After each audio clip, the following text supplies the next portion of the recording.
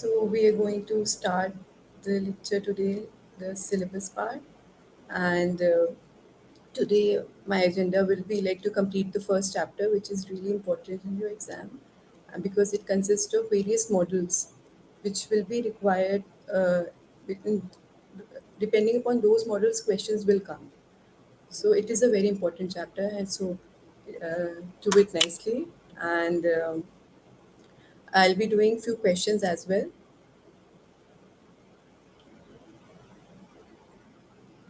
And later on, if we'll get time, so we're going to do 3 4 questions, otherwise we're going to do 2 questions.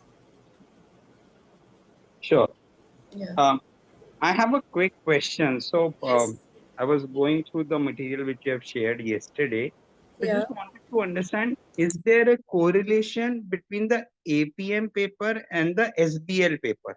Or these are the concepts are very much similar, or they have some concepts which are overlapping in SBL as well as in APM?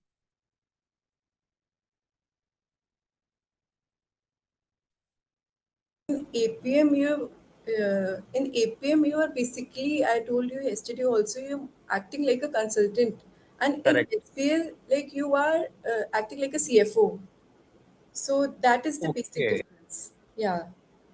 So in as well is more of financial point of view, like how you're going to give your like suggestions or reporting or recommendation to the CFO of the company, and Okay. being a CFO of the company, and in APM you're being a consultant.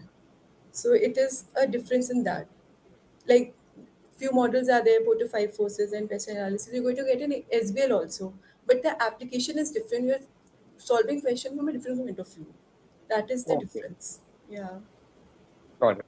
Sure. Thanks. So it will benefit you, but while you're clear with your concepts, it's going to benefit you in both the subjects. Basically, you need to analyze the delivery of the concept, how you're applying that in the questions. Okay. In APM, you're giving the advice to the company like how you can improve your performance. You need to apply the professional skills. You need to apply your analytical skills.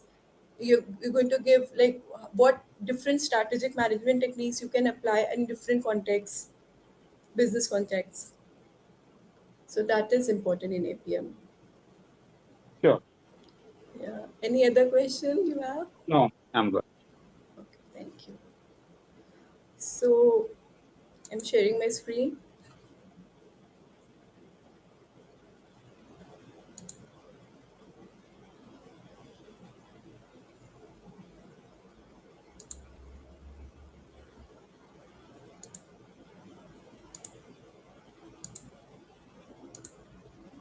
Is the slide visible? Yes. Okay. So I'll just give a quick review.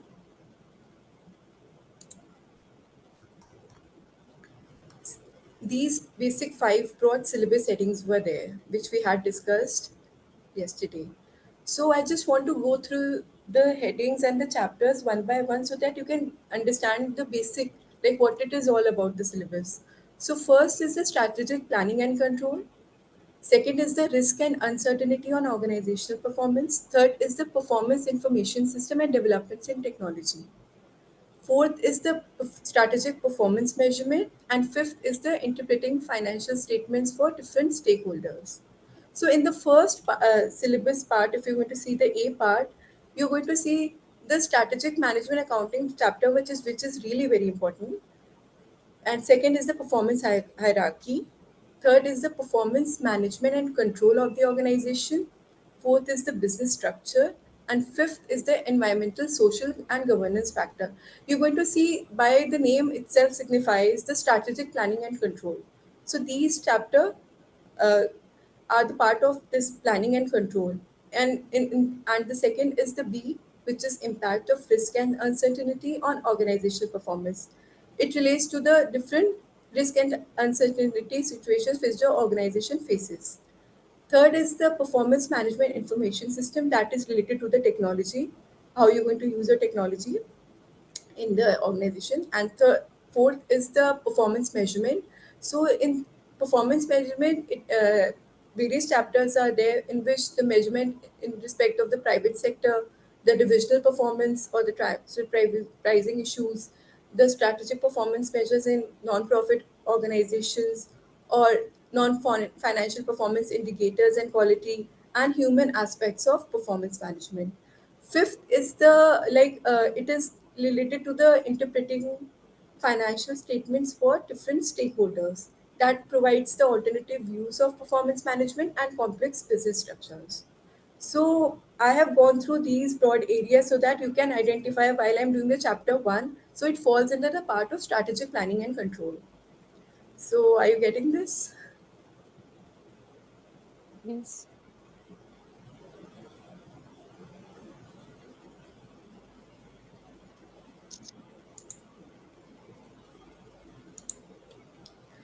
So first is strategic planning and control. Strategic planning, what does we mean by that? It typically like we plan for a long period of time. That is what goals do we have? Like in 5 years or 10 years, where we see my organization will be, like in terms of revenue, in terms of market share. So it basically typically it involves the planning related to 5 to 10 years. So it has around like few questions while doing the planning process. So where do we aim to be? Like what is our aim? What is the organization's aim? Like where we see ourselves in 5 years or 10 years. So and how do we reach our goals? So what actions or what steps we are required to take in order to achieve our goals in 5 years. So decisions in strategic planning, it encompasses like the product selection, what kind of product we are going to deal, the market presence, and the growth strategies, how we are going to grow, what how organization is taking steps to in order to grow, like through whether it is going through the organic expansion or through mergers and acquisitions. See, lot of times companies what they do, they go through by organically, or sometimes they go through mergers and acquisition. Mostly the mergers and acquisitions are preferred because they get the advantage of the already present customer base, or they get access to the geographical locations. So so it is their choice, and depending upon their budgeting and financial resources and various other factors, they take these decisions. So they have to plan accordingly from the beforehand. So organizations often formalize their strategic plans like 5 year plan, outlining growth targets for revenue, profit, and market share. Ap- Apart from strategic planning, there is strategic control. It is crucial for ensuring the organization is aligned with long-term strategic objective, because though you have a plan, if you're not having the strategic control, then it will not be achieved. So you need to have a strategic control. So upon establishing the corporate objectives, so what does senior management do? It assumes the responsibility of controlling the organization. So what an effective strategic control system should be, it focus attention on the long term priorities. So what are the long term goals that has been set, and what are the priorities that has been set? So focusing attention on that and how to achieve that, and maintaining proper principles while achieving it is very important. So identifying success drivers, what are the success drivers which will enable the organization to reach where they want to reach in due period of time. Often using critical success factors and key performance indicators to gauge the progress. Sorry. Incorporate reward schemes tied to achieving critical success factors. What happens is when you're attaching the reward schemes, what does employees do? They put in more efforts to achieve the goal, so which eventually will help the organization to achieve their goal. So by introducing the reward schemes, it will help in achieving the goal. So, what is the strategic planning process all about? So, it is involves external analysis and the internal analysis. I am going to explain you through the model, which will come later on. External analysis is through Pestel analysis, and internal analysis is through Porter 5 analysis. Then, after doing this, you need to identify the position analysis, which is through SWOT analysis: strength, weakness, opportunities, and threats. External analysis is a general environment like the macro environment, and internal analysis is the micro environment like the environment in which the industry company operates. Then it is important to identify the company's mission and corporate objectives, because then only you can plan accordingly what you need. Like in 5 years or 10 years, it is important to identify what companies abide by, what is their goals, what is their mission, what is their objectives. And then after identifying that, you need to see the gap which is there. Why, like for example, if for 5 years back they have planned something or they have set some goal, they were not able to achieve it. So what were the reasons? What were the bottlenecks they had faced? So they couldn't achieve right now what where they are standing. So what amendments or what remedial action they can take so that they can achieve the 5 year goal, next 5 year goal. So they need to identify the gap. Then you need to set the overall corporate strategy. What will be the strategy so that you can close the gap? What actions you need to adopt? It could be the investment strategy, like there could be the constraint of resources, so investment could be required, like in the capital assets also. Like if we want to increase production, for if a company wants to, for suppose think that we're going to sell like 1 million units in 5 years, so obviously they have to increase their production capacity. So accordingly their investment strategy is required. The financial strategy, that is very important. Based on the financials only the company can make investments. And other strategies such as product market strategies. Even though the company is like into a good product making or a good quality product, but marketing is a very important thing. If consumers are not aware about the product, then they will not buy. So eventually the revenue will not be generated. So the basic thing is the marketing, how the company is marketing. So nowadays what is happening? Company is spending a lot of money in the marketing in order to advertise their products, which will help in gaining the larger market share and increasing the customer base. What has Robert Anthony does, it is an Anthony model. He has outlined the three levels of management within an organization. The three levels of management are the strategic management, the tactical management, and the operational management. What does strategic management do? It basically is engaged in the long term goals and objective for the organization. They are basically setting up the goals into and what the how the objectives will be achieved. So the strategic management level, the what the managers do, they engage in the setting of the long term goals. Then comes the tactical management. It is concerned with the management control, which ensures that effective and efficient use of resources are there to achieve the organizational objects, or you can say the objectives set by the strategic management.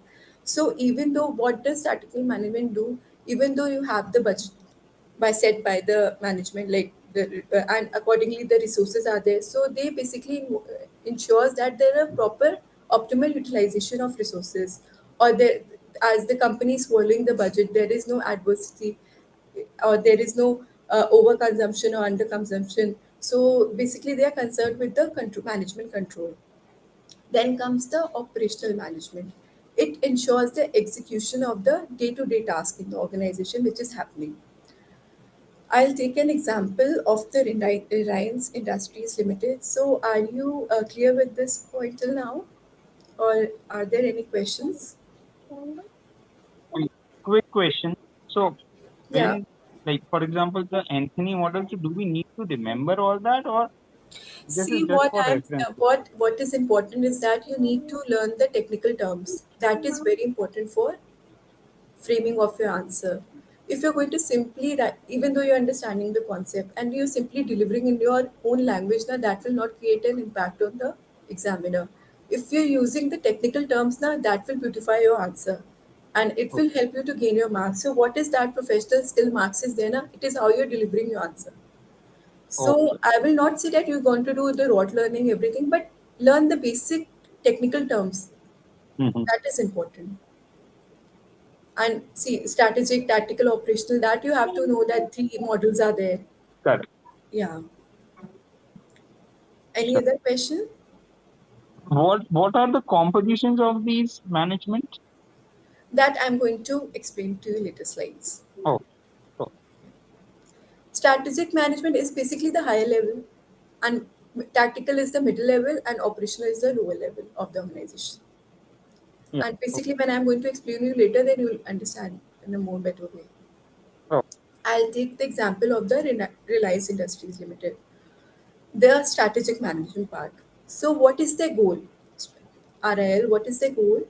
Their goal is to become the global leader in energy, petrochemicals, and retail. So, at the strategic management, they have set their goals that they want to become a global leader in these three areas. So, what decision is required to be taken in order to achieve the goal by the strategic management level? That is the higher level of the organization. So they need to diversify what the decisions they are taking to diversify from oil and gas by investing heavily in telecom geo.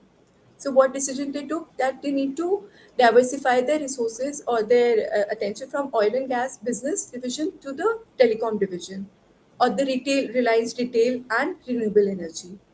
And what information will be required at that level will be long-term market trends.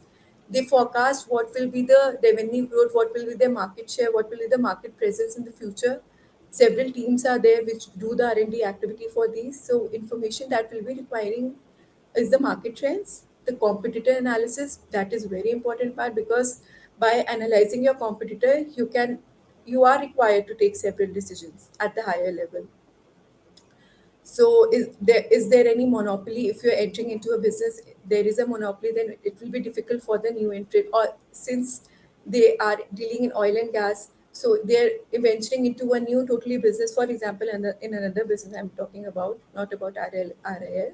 So I have to you have they have to take proper understanding of the competitors, the financial resources, which is the major part, most important part, and the regulatory environment. What is the legal laws and regulation? For example, in terms of telecom, there are several laws imposed by the government.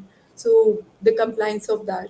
So all that needs to be kept in mind while taking these decisions.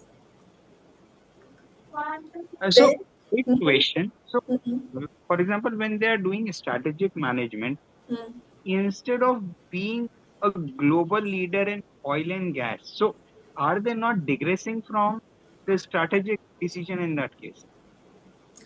Because Uh, they are diversifying from oil and gas to geo and telecom and retail and other areas. So from petrochemicals, they are not like doing any strategic decisions there. they are taking like strategic decision right now. What they are taking is like, see, if they're putting their resources and all the attention toward the oil and gas, so they're not getting benefit or profit as much. There might be existing like competitors, so they thought of, rather than focusing on that oil and gas division, they should focus on the telecom division, which could be like more beneficial in the long term. This is what you're asking, no? Yeah, yeah. Okay. So this what company does. If one division is not performing well, say they focus on the other divisions from which they can earn better profits in the long run. So that's what Reliance did. So that is Oh, an example to make you understand. sure. Yes. Like how company performs, yeah, how they take decisions. Then comes the tactical management. What is their objective in respect of RIL? Expand Reliance Jio subscriber base. See, at the higher level, strategic level, what they have done, they said that they want to be the global leader. Now, in tactical management, what managers do, their focus is to increase the subscriber base. How you're going to increase the customer base and increase the revenue from data services. How they're going to do that. So their goal is increasing of customer base, and the strategic level goal is to be the global leader. So can you analyze like what is the goals of the different levels of the organization and how they are interconnected? Then the decision would be like to launch affordable data plans. What they could do, like what actions they could do is by launching the affordable data plans. What we had seen in 2016 also, they had come with the Geo has come with the free data policy. Like they were not charging initially anything, just as to increase the customer base. Invest in network infrastructure, develop innovative content partnerships. So by doing so, they will be achieving their goal, which is the increasing of the subscriber base. Okay. Then what information they will require in order to achieve their goal? Like they will be requiring information, or accordingly they will uh, fulfill their goal. That will be the monthly subscriber growth. What will be their growth in future if they're following this policy, if they're doing taking this action? What will be their like subscriber growth? Is there any new customer will be coming or not? What are the like what are the competitors policy, like how their growth is there, they can analyze that. The churn rate is the like fall in the revenue, like if a customer is withdrawing, if for example I'm using Airtel, now I want to switch to the Geo, so I'm not using Airtel, no, Airtel will see how many customer he has lost, it has lost, sorry. So that is the churn rate, the loss of customers. For example, in companies, we see the attrition rate, loss of employees. So similarly, in the service business, we see the churn rate, the customer feedback, the competitors' offerings, and the network performance metrics. So these are the actions they need to take, and the further information they will be needing to how to implement the goals they have set, like for to increase the geo subscriber base. Then comes the operational management. What will be their role? So their goal will be to efficiently manage Reliance retail stores. For example, if they're working in the Reliance retail stores, they will effectively manage, optimize the inventory levels. Like if there is a shortage of inventory in any particular store, so there should be quick order, and to make ensure that goods are delivered on time if they're providing any online services, and control costs, what costs they are incurring in managing these things. So decision will be like to implement supply chain automation. How you can improve the supply chain. So the supply chain basically is the inbound logistics, operations, outbound logistics, marketing, and the services. So how you can optimize that. So that is very important, that as if you're not getting things on time, inbound logistics is late, so you can't deliver it on time. So that should be like automated. So it will reduce the time. So what happens is nowadays immediate like purchase order is placed as soon as the inventory hits a particular level. That is done automatically by the system. So there is no human intervention right now in many companies. So it involves the implementation of proper supply chain automation, leverage data analytics for demand forecasting. Like you need to identify, do the data analytics, like what will be their future demands, accordingly the placing of orders or maintaining of inventory should be there. Negotiating bulk discounts with suppliers, since it is dealing in a vast scale, so they could require the bulk discount, they could contact with suppliers, since we are like, what does companies do, they are the regular buyer of the, so they contact with suppliers, since we are placing this much of order, so you need to provide me the bulk discount, which will reduce the cost for the, for suppose RIL. So these things should be done. What they do the purchase at lower cost. What does they do in, for example, in some Smart Bazaar, Reliance, they're providing in discounts to the customer as well. They're providing combos in terms of goods. So it is eventually increasing their business. For this, what information will be needed? It will be the daily sales data. What is the sales, the inventory levels, the supplier cost, and the employee performance metric. That is also important. Since all, what is, if an employee is not performing well, then the company cannot like do well or achieve their goals. So keeping an eye on the employee performance is very important. So at times what happens, they also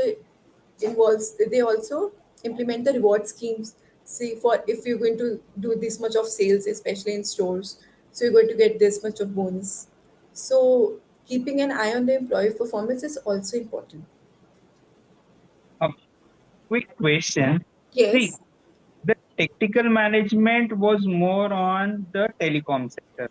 Like the example was more on telecom sector, but the Yeah. operational, when we came to the operational management, we moved from telecom to the retail stores. See, what So is happening is I'm taking the whole as the Reliance, right? okay. So I'm talking about the Reliance Group. See, in strategic, in this way, it is the global. They want is their main goal will be like the energy, petrochemical, and retail, right? So Hmm. what I'm doing, I'm taking the basic group, Reliance Group, and telling about the different management levels, their businesses. But So the it is management level would not be domain wise. Like one would be for telecom, one would be the for retail and all that, or it would be in combined combination. No, I'm just giving you the example over here.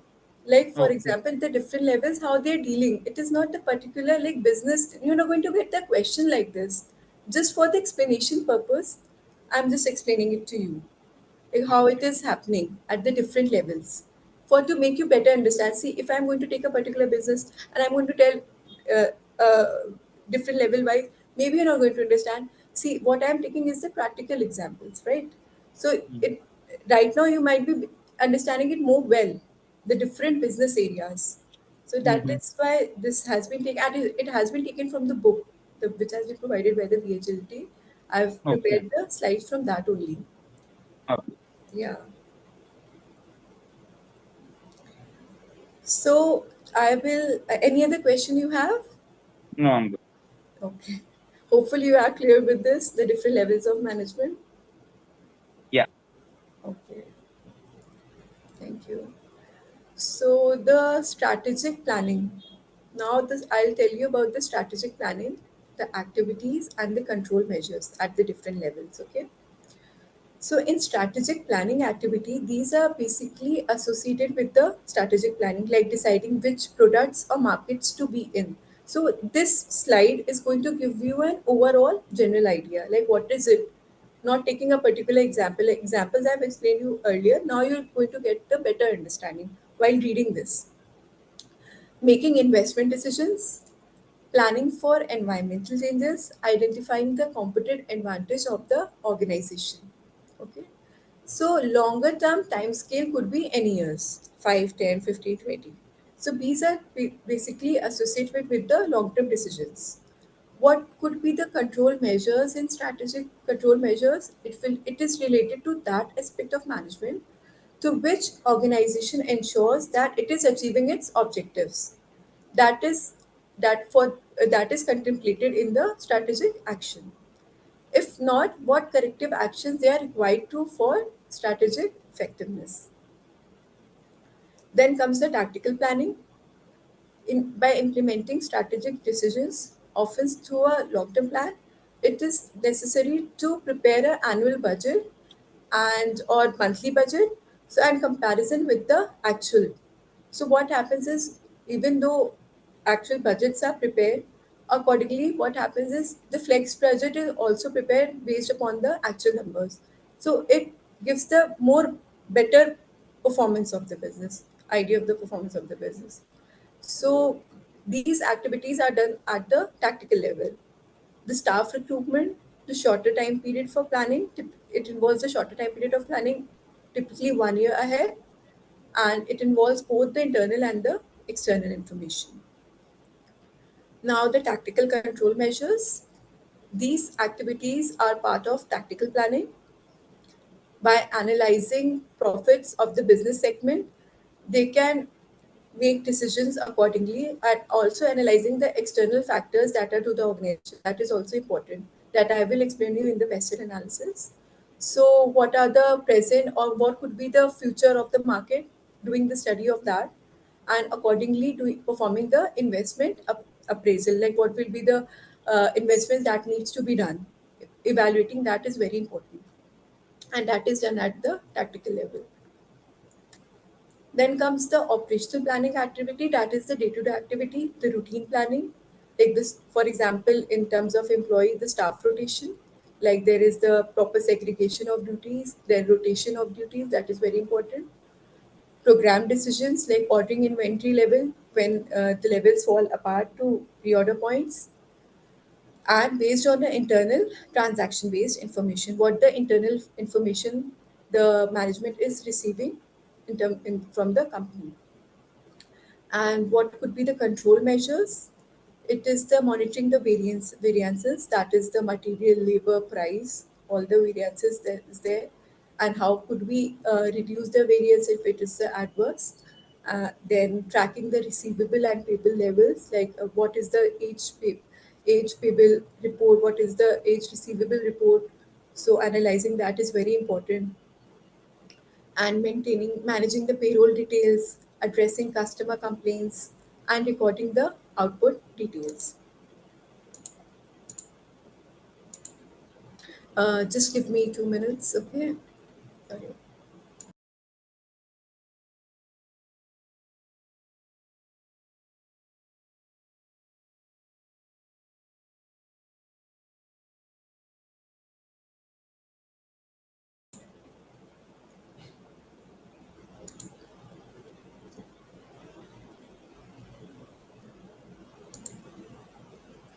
Now, there could be reasons for conflicts. Like there could be conflicts at the different levels of the organization.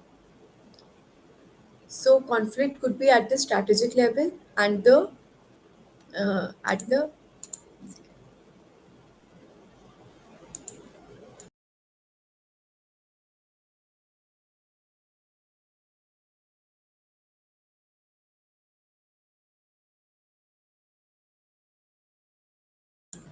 difference could be at the strategic level as well as the operational level or the tactical level. Now, can you please tell like why could there be like differences? What, as far as you have understood the concept, why the difference could arise between the levels of the organization? One of the reasons could be if they are not very clearly defined or the scope is not clearly defined, then there will be like interrelated activities which they will do into it. Correct. And there could, It, what other reasons could be there? This it point is could correct. be the size of the organization as well, where they do not have enough resources to have different management levels within the group. Mhm.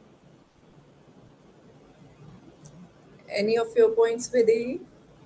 Um, Not a proper collaboration between the different levels of managers, thought process like decision making. So suppose if Yeah. none of them is going to a combined goal, it will create a chaos and no fixed decision can be made or proper decision can be made, which will Right. help the organization. Right. Right point.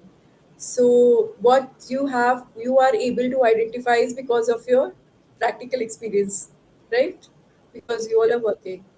So this Yeah. is APM can become a cakewalk for you because we all are working. So it gives the edge, right? So if we are putting a proper like concentration on the concepts, and I'll explain you the like the way of writing of answers which would help you in like gaining of marks, then you can like do very well in this exam. So, and I'll just share the slide right now.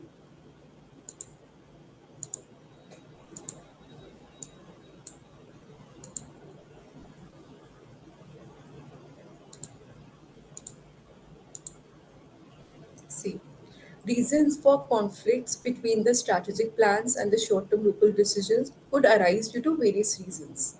That could be misaligned incentive schemes. So, it may not align with the organization's strategy. For example, said see bonus has been set and it has been tied to the current year profits. It may prioritize short-term gain over long-term strategic objective. Fine. For example, if for suppose it has been said that this much, if this much is quantity is produced, then then you and sold, then the managers will get the bonus. So they what they can do, they can compromise on the quality. They can do the bulk purchases from anywhere, which may deteriorate the quality or may impact the reputation of the company. So self-centered decisions could be taken. So that is why there could be like conflict between the higher and the lower levels. Local knowledge discrepancies. Local managers may possess superior knowledge of local opportunities compared to the director who set the strategy. That is very important. See, while the lower level managers, they have the better knowledge, like what is happening at the lower level. So they have client, for suppose a client facing their client doing that business. they're dealing with the suppliers, they're dealing with the customer base. So they have better knowledge. Whereas the director who set the strategy, they don't have the deep knowledge about the day-to-day functioning. So there could be discrepancy in that. Temporal misalignment. Long-term plans are developed well in advance, and actual condition may significantly differ from the original expectation. So there could be misalignment. For example, like COVID happened, so what the companies might have planned, they could not achieve it, what they would have set their goals. So there could be any external factors or internal factor that due to which plans could not be achieved. Flexibility constraints. Local managers may perceive the formal strategic plan as limiting their creativity or ideas, lacking the flexibility to embrace unplanned opportunities. Okay. Now comes the various management techniques, the strategic planning management techniques, which I'm going to show you further. First is the SWOT analysis. SWOT analysis is the analysis of the uh, strategic position of the company. Where is an organization actually standing? Like, for example, it assess what is the organization's strengths and weakness by doing the internal analysis and opportunities and threats through external analysis. Based on that, they can establish its condition prior to the preparation of any long-term plans. So while developing a long-term plan, what a strategic management has to do, they need to do the critical assessment. They need to identify that what is the strength of the organization, where they excel at, right? And what is the weakness, like where they lag behind. So they need to improve upon. So accordingly, based on the practical situation, they need to set their goals. Goals should be very real. So for that, SWOT analysis needs to be done at the organization. And opportunities and threats are the external factors. SWOT analysis summarizes an organization's strategic position. Strength is what it excels at or what an organization possesses uniquely. Weakness are the areas where it falls short or lags behind. Opportunities are the events that could be leveraged, right? What advantage they could take for their betterment or for their achievement of the goal. The externally opportunities. The threats, the changes that should be guarded against, like what threats an organization could face in the future, like the whatever the laws that could come or the competitors that are there. So these threats needs to be kept in mind while doing the SWOT analysis. Identifying a company's strength and weakness during planning, it enables the management to concentrate on activities where the company excels, right? While avoiding areas where it lacks the necessary skills or resources for effective competition. Opportunities represents the potential business prospects that a company can exploit for their advantage. It could be contingent on having the relevant skills, like what advantage they can take by having their relevant skills or relevant advantage, what they can by doing taking what actions they can do more advantage to the company. This aim is to align the company's strength with available opportunities. By doing so, they will increase the strength of the company by exploiting the opportunities. And then comes the threats. It involves the external risks such as the competitors, new regulations, or the shift in social attitudes. See, the customer's demand is also evolving. So that needs to be kept in mind since there is the artificial intelligence coming, so everything is being automated. So the demands is constantly changing. So that needs to be kept in mind. What is the future? So it's important to convert weakness or threats into strength or opportunities through strategic efforts. See, what happens is you can see the table over here, the chart. For example, for an organization, strength could be the established reputation, the brand image. Weakness could be the poor labor relations, the employees are unsatisfied or laborers are not. There could be strikes. So that is totally internal to the organization. The opportunities could be the rise in consumer demands. as the demand the company in which the product in which the company might be dealing, the demand for that might be increasing. So that could be an opportunity for the company, or they could diverse into a different business unit, setting up a different business unit depending upon come into new product lines, seeing the opportunity. Or the threats, international competition could be there. So that is why what happens is like government, what does they do, like certain products like they are being imported, so what they do is they impose the anti-dumping duty so that there is more of sale from the domestic market. So considering these competitions is also important for an organization. So I'm going to take the example of a Flipkart, like how they have turned their logistic weakness into a competitive advantage. Okay, so what was the weakness of the Flipkart? Though it was a leading e-commerce platform, initially it faced a major weakness in its logistic network. In its early days, they basically relied on the third-party delivery services, leading to inconsistent service. There was delay in this delivery of goods, or there was customer dissatisfaction. They were losing their customers base to already existing competition, that is Amazon. So what they did, they converted their weakness to strength. What they did was they recognized this as a critical issue, and what bold step Flipkart took was they started building their own logistic network, that is e-cart logistics. This was a significant investment, right? Because it involves a large amount of like financial resources as well, but it allowed them to gain better control over the delivery timelines.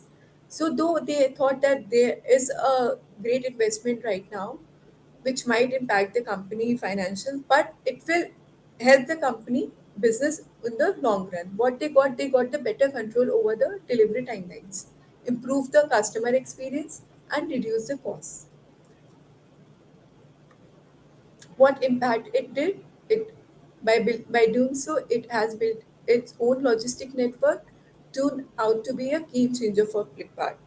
Today, eCart Logistic is considered as one of the most efficient delivery networks in India, covering around 90% of the country's pin code. So that was the remarkable success for the Flipkart, though they have ventured into a new initiative, but that was successful, and it has helped in increasing its business. It has enabled Flipkart to offer faster deliveries, competitive pricing, because as see, if we're taking services from the other company, obviously they're going to charge higher prices. If it is in-house, then you can eliminate the profit margin, and you're just getting the cost part. So eventually overall balance sheet, if you're going to see the company, it is creating the profit. And the seamless customer experience contributing significantly to its success. Analysis: weakness addressed, lack of control over delivery experience and high costs associated with third party services. Action taken: built a dedicated logistic network. And what was the outcome? Improved customer experience, faster deliveries, reduced cost, and a competitive advantage.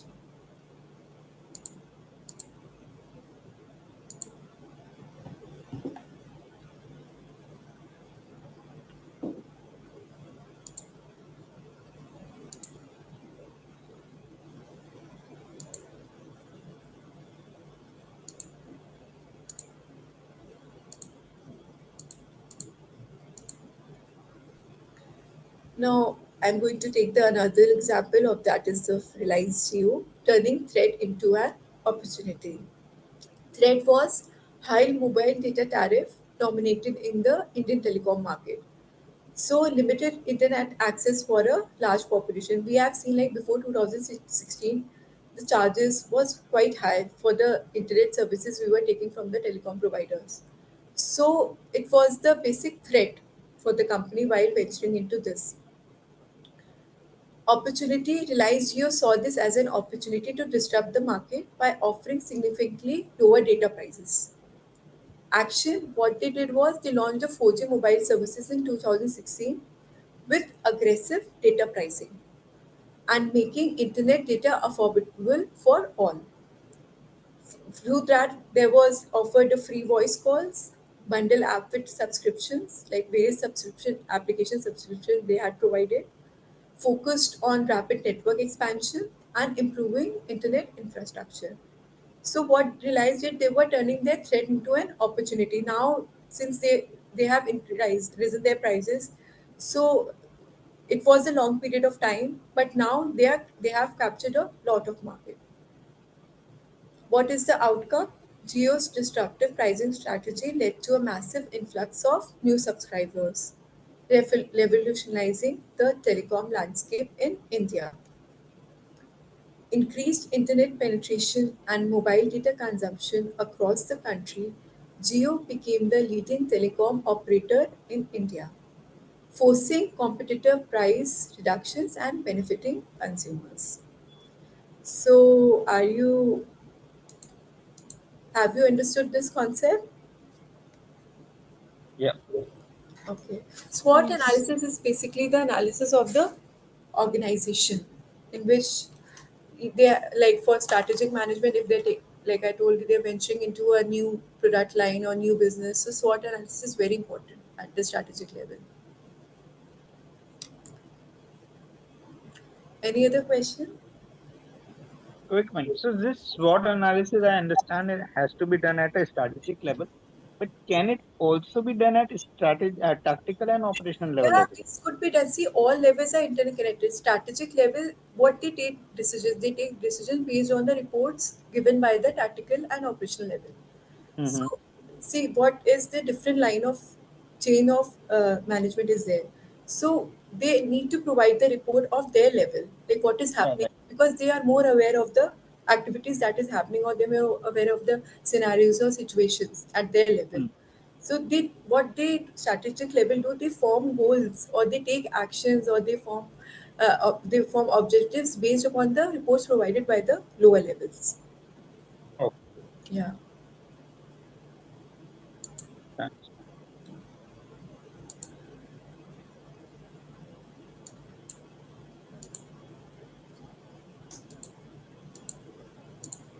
Now comes the Pestel analysis. This is important.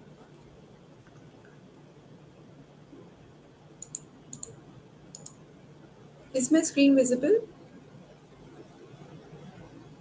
Yes. Okay.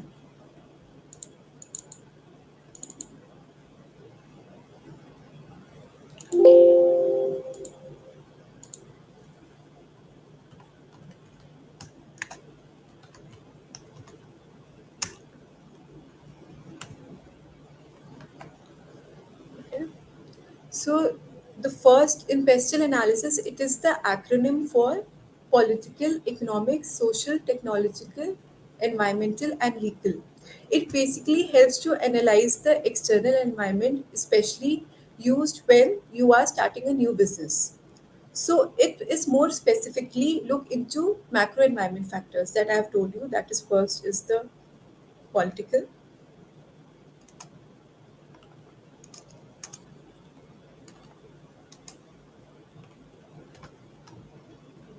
Political is like and how and to what extent and to what degree government intervenes in the company. Like what is their intervention, the government intervention. So basically the political analysis is this and the particular industry in which it is operating. Like what is the government intervention? So political relates to that. Then the economic. Economic, it is basically the determinants of economic performance growth. Like factors which could help in determining the economic growth could be the inflation rates, the interest rates, the disposable income of consumers, the unemployment rates. So it have long-term impact on the company since it affects the consumer purchasing power. Third is the social.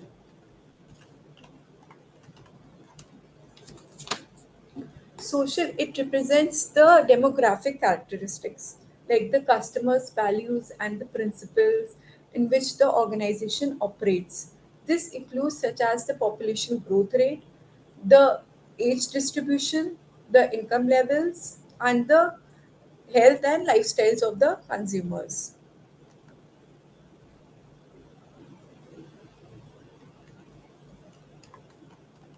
Technological, as we are aware, inven- it is the inventions which is being done, the level of innovations, the automation, the R&D activities, or what the technological changes that is happening. So that is the technological. And third is the environmental.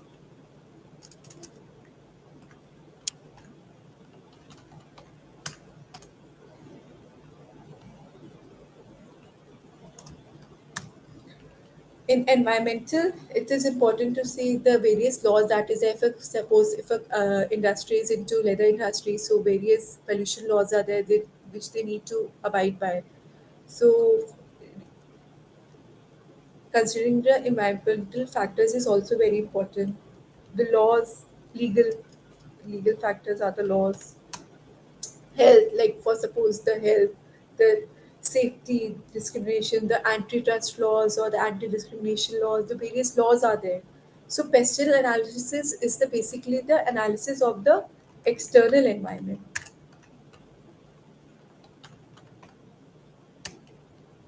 Okay,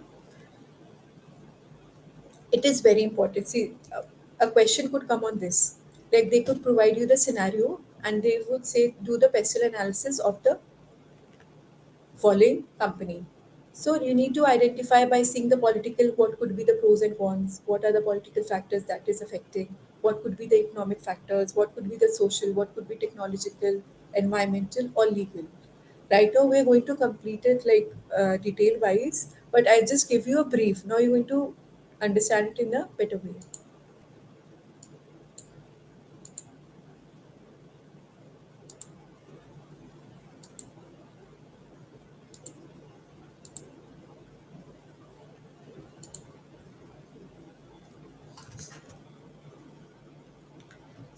So I would love if you could tell me the acronym for PESTEL. So, uh, political, economic, social, technology, environmental, and legal. Good. Whether is it clear for you? Yeah, yeah. Okay. So when assessing the performance of organization across diverse markets or countries, a straightforward comparison may lack validity, right? So it is essential to consider the factors that is unique to each environment as this significantly impact relative performance. For example, a multinational company Ma'am, we evaluate. cannot see the screen. You're not able to Like, screen? Okay, I'll just share it once again. Now is it visible? yeah. Okay. So, for example, MNC say it is evaluating its subsidiaries in various countries. So, if a company is thinking to establish a subsidiary in a different country, what they need to do is they need to do the pestle analysis, like the components I told you right now: political, economic, social, technological, and environmental and legal. Now, what are the political factors that governs? So you need to do this very well because a question might come to do the question analysis of the company. Various situation, a case study will be given, and you need to provide the answer. So it is a very important framework. This question analysis, quota five forces. What I'm going to do after this, the PCG, is very important. These three models are very important.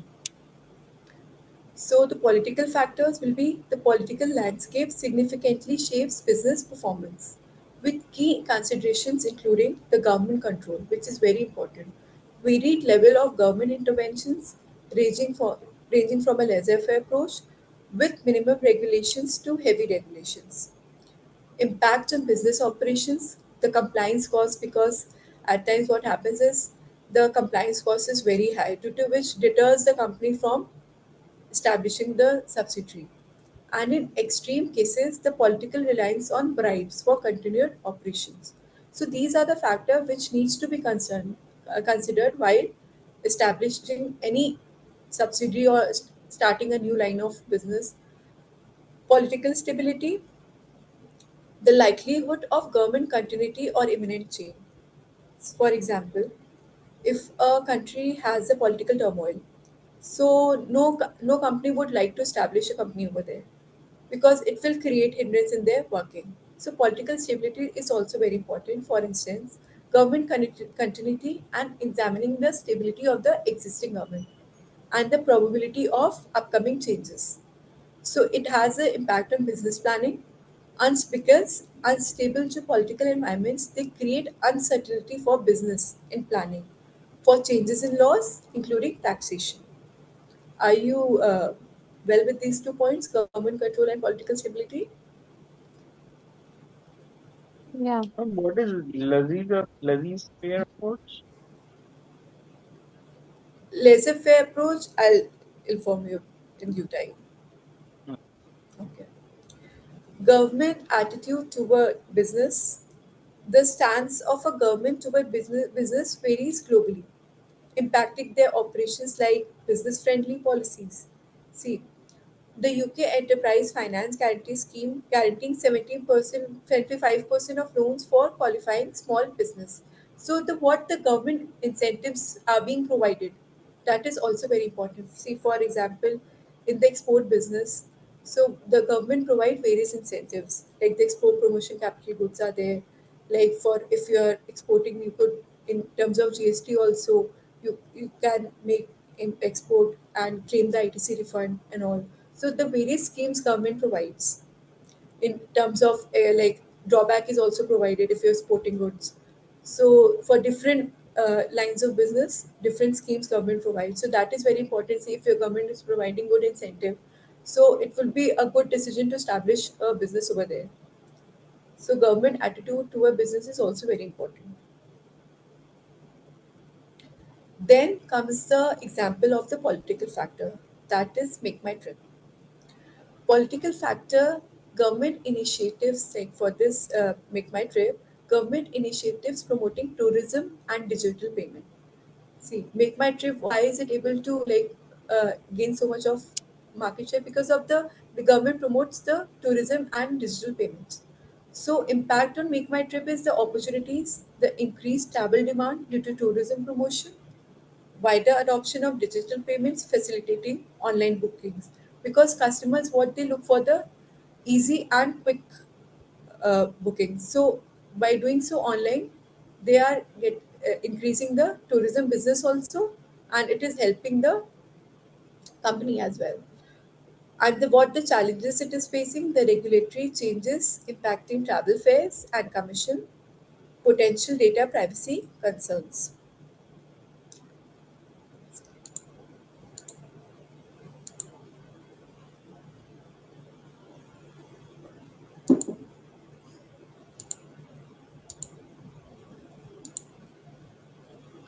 What would be the outcome? Make My Trip capitalized on the tourism push by expanding partnerships and services. They also adapted to digital payment regulation and invested in data security measures. Additionally, they advocate for policy favoring online travel platforms. Okay. Then comes the economic environment factors. The growth of GDP significantly impacts demand for an organization, product, or services. Consideration includes government influence on economic growth. Organization must assess the impact of government actions on economic growth. Fiscal policy adjustments. Government may use fiscal policies such as tax rate changes or alteration in spending to influence the aggregate demand.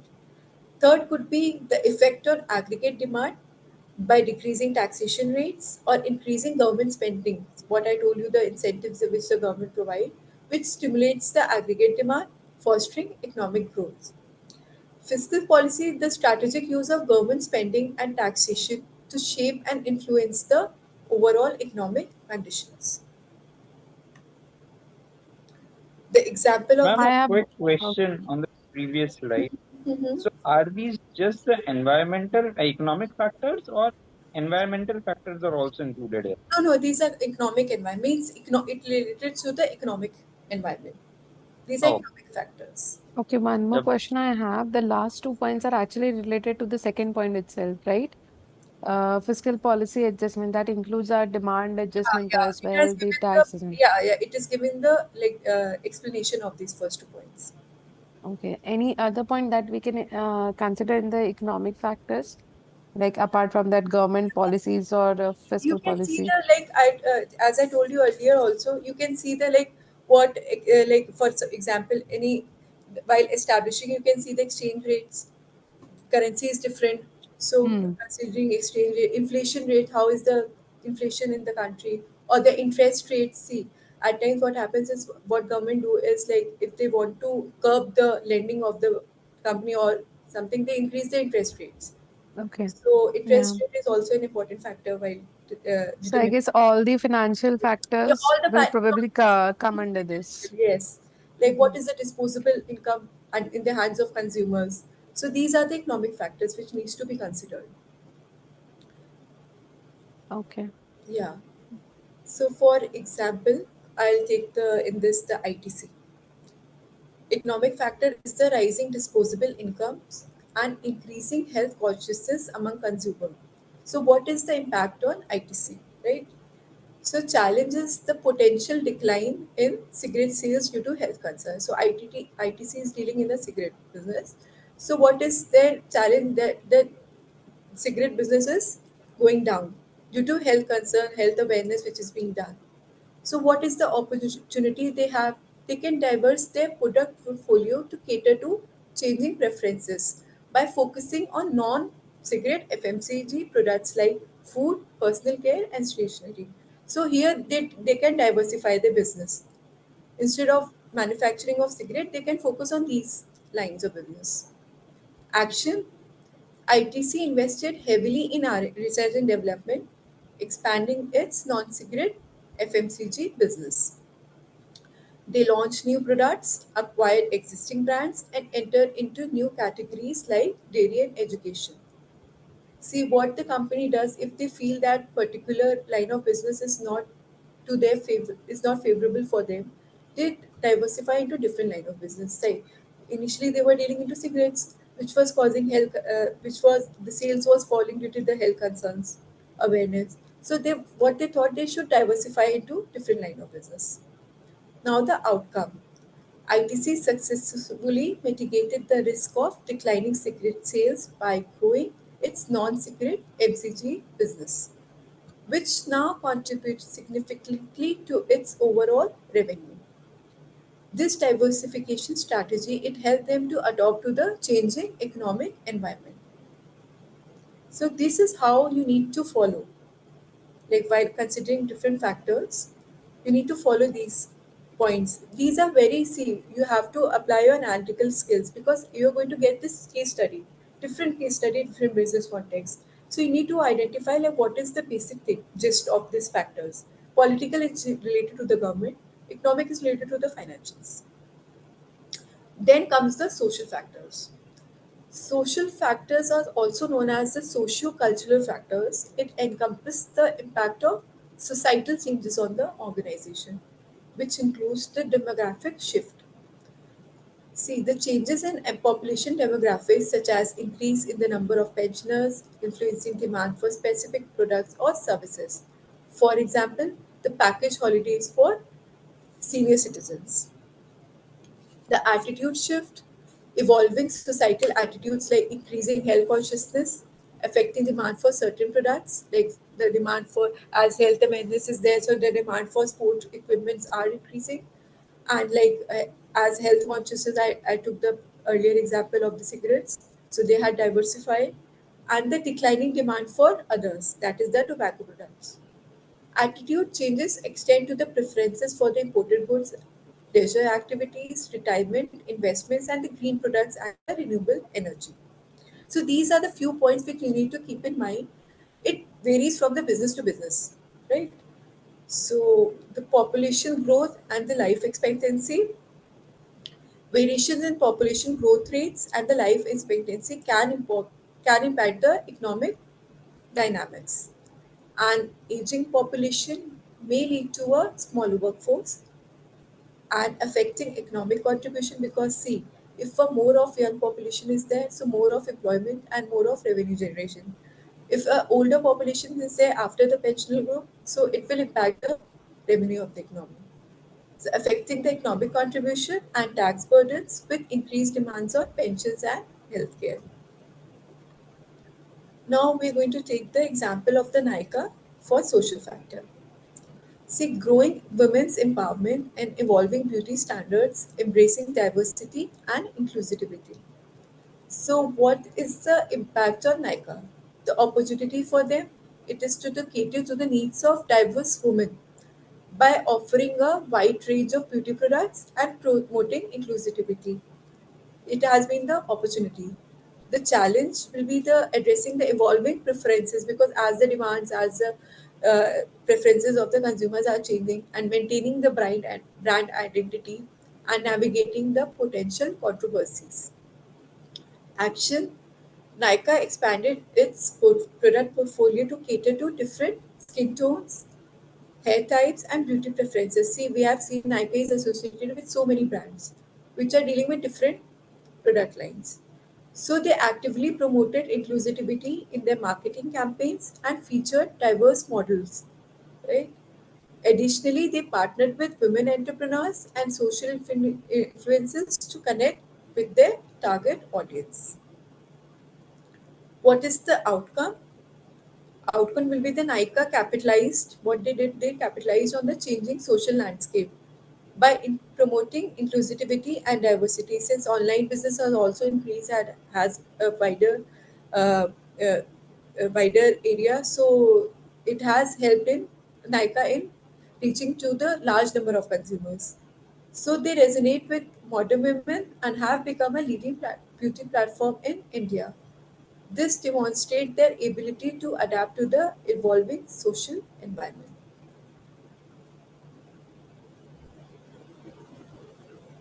Now comes the technological factors. It Technological changes can significantly impact organizations.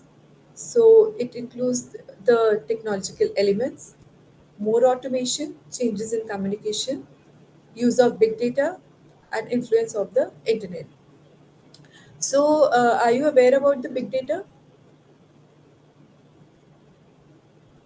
Yeah. Okay. Example of the technological factor is the emphasis. See, rapid advancement in like technological factor which they consider is the rapid advancement in the artificial intelligence, cloud computing, and automation, right? And what will be the impact on Infosys? What opportunity they have? What they did was they offered new digital services to the clients, improved their operational efficiency, and attracted the skilled talent, which will help their business to grow. Attracting skilled talent is very important for a business. Challenges: adapt to changing skill requirements, invest in new technologies, because by investing in new technologies, they have to consider various factors, and financial is one of the most important, and navigating the potential job displacement concerns. Action: Infosys established innovation hubs. What action they took for these is by establishing the innovation hubs, invested in the talent development for the emerging technologies, acquired companies who are specializing in AI and cloud computing, because this is the era of AI and cloud computing. They also created internal reskilling programs. They provided training to the employees and emphasized the human machine collaboration aspect of automation. Now, what is the outcome? They have achieved. Infosys successfully transitioned to a digital services company offering AI, cloud, and automation solution to its clients globally. This adaptation to the technological environment has been a key driver for its growth and diversification.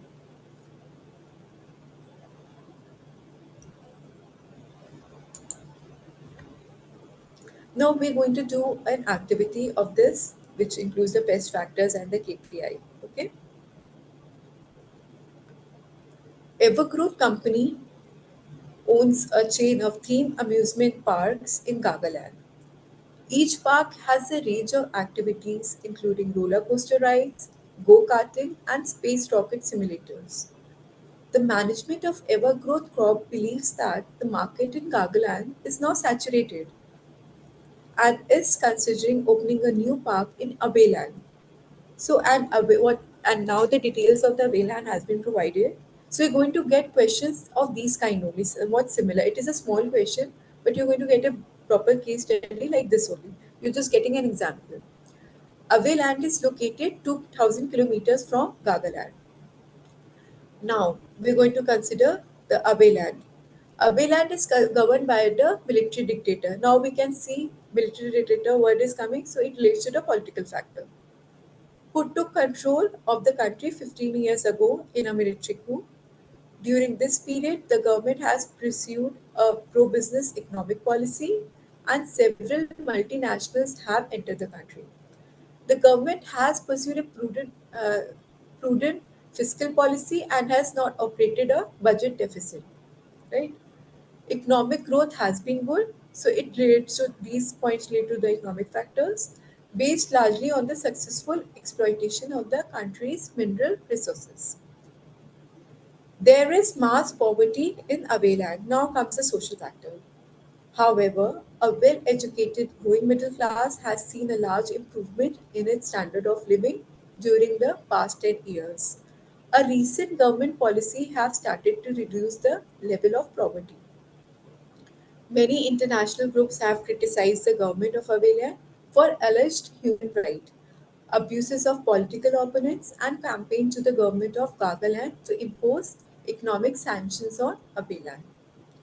The military ruler of Abeland has indicated that he will hold a referendum next year on his leadership and has promised that if he is unsuccessful in the referendum, he will stand down within 6 months and allow free democratic elections.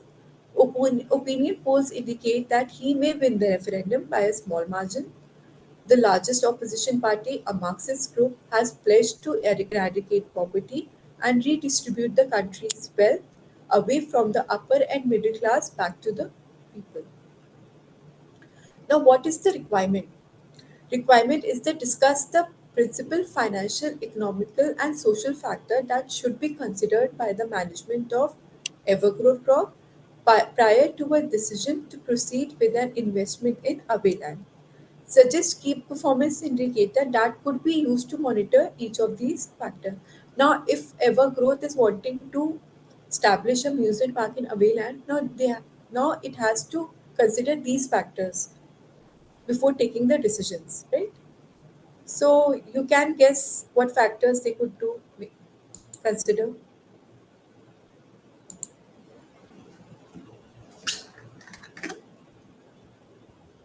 Like the financial, economic, and social factors were already given. So do we need to consider anything else? No, no, no. While attempting the answer, na, you have to relate to the question only. Slide is visible, no?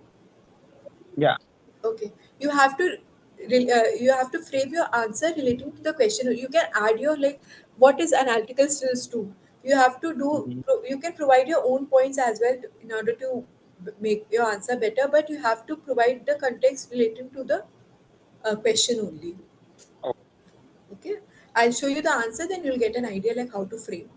Okay, sure. one question that financial factors, how do we consider those? Because ideally we discuss economic and financial would be the similar ones. Yeah.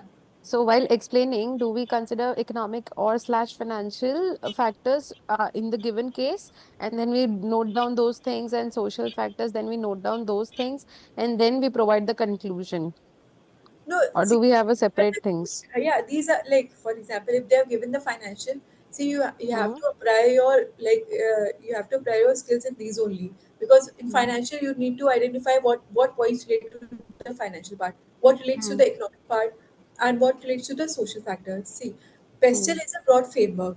Now, if they are providing the question, they can provide it in any way.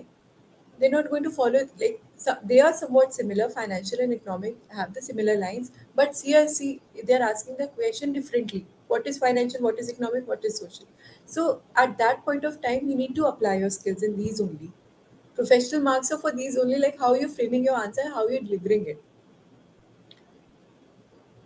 Okay, right? then can you give me a brief on the major difference between the financial and the economic considerations then? See, financial is basically like how the if for example, here only if I'm going to see the Hmm. financial consideration is like management, like Evergrowth Corporation must consider how to finance the proposed expansion into a wayland, right? It is from the company point of view they are asking financial. Okay, it is majorly on the monetary terms, whether we should Monetary terms. invest it or not. And economic is a wider term. Okay. And financial is related to that particular company. How will it finance it? Whether it is through organic, whether it is through merger and acquisition. So it is in Mm-hmm. that case. Okay. Yeah. See, if once I'll explain you the answer, now you'll get the idea like how to do. So, financial consideration is that with the management of Evergrowth must consider how to finance the proposed expansion into Avayland. Does the company already have the capital to invest or will it need to raise a new capital? See, it is related to the particular company. Here, they can frame any kind of question. It is not important if they are asking Pestel analysis, so they will restrict to Pestel only. Here, they have included a financial part also, right? Here, it is the mix they are taking. So they could test your knowledge in any way. So you need to be aware of the various models and how to apply those models in the exam. That is important. So does the company already have the capital to invest or will it need to raise a new capital? If new capital were required, would it be possible to obtain the finance in Avaland? They have to consider that also. What is the financing criteria in that new country, Avaland? As this would hedge the investment against adverse currency movement. They have to consider the currency also. There is also the issue of control, as Avaland is located 2000 kilometers from Nagaland, which would require the appointment of local management to run the theme park in Avaland. So, what could be the key performance indicator of this consideration? That will be the current market interest rate and shareholders' required rate of return, the cost of investment, and net present value of the investment. So, basically, it leads to the financial part. Now, the economic consideration. See, the care should be given to the investigate economic trends, what is happening. Being a leisure activity, it is unlikely that the majority of the population of away land would be able to afford to use the leisure facilities. So they have to see the demographic factors also. However, the middle class may have plenty of disposable income. The big risk, however, is the political uncertainty. While considering the economic consideration, point related to the political is also coming. So you have to consider all the points. If it's not important if you're answering on a particular economic, you can't consider the political. You have to consider all the points. Though the broad heading is economic and the major part is the economic consideration, but you have to consider other factors also while drafting your answer. So it gives the better understanding. See, if the existing dictator stands down, it seems like that the opposition would not be friendly to the middle and upper class, right? Who are the potential users of the park. So opinion polls only give the incumbent government a small margin. So what could be the key performance indicator of the same? It would be the opinion polls to monitor the likelihood that the status quo will be maintained and the level of disposable income, right? Now comes the social considerations. Investing in a country whose leader has a questionable human rights record may damage the reputation of a Evergrowth corporation. So they are seeing that the leader of the company, Avaland, has the questionable human rights. So that might impact the brand image of the company, Evergrowth company. So by investing in Avaland, it may be seen to be collaborating with the unscrupulous dictator. This may affect sales in Nagaland as human rights groups may call for boycott of Evergrowth Corp's theme park in Nagaland, right? So what they're considering is if, for suppose they're establishing in Abeland, so that might impact that their revenue for the company's image in where the Evergrowth company in the Nagaland as well. So they need to consider that part also while uh, venturing into new country. Evergrowth Corp will also need to consider the availability of suitably qualified staff that is important to work on the theme parks in Aweland, and what will be the wage rate. These needs to be considered while taking the decisions. The location of the theme park is an important factor in this success.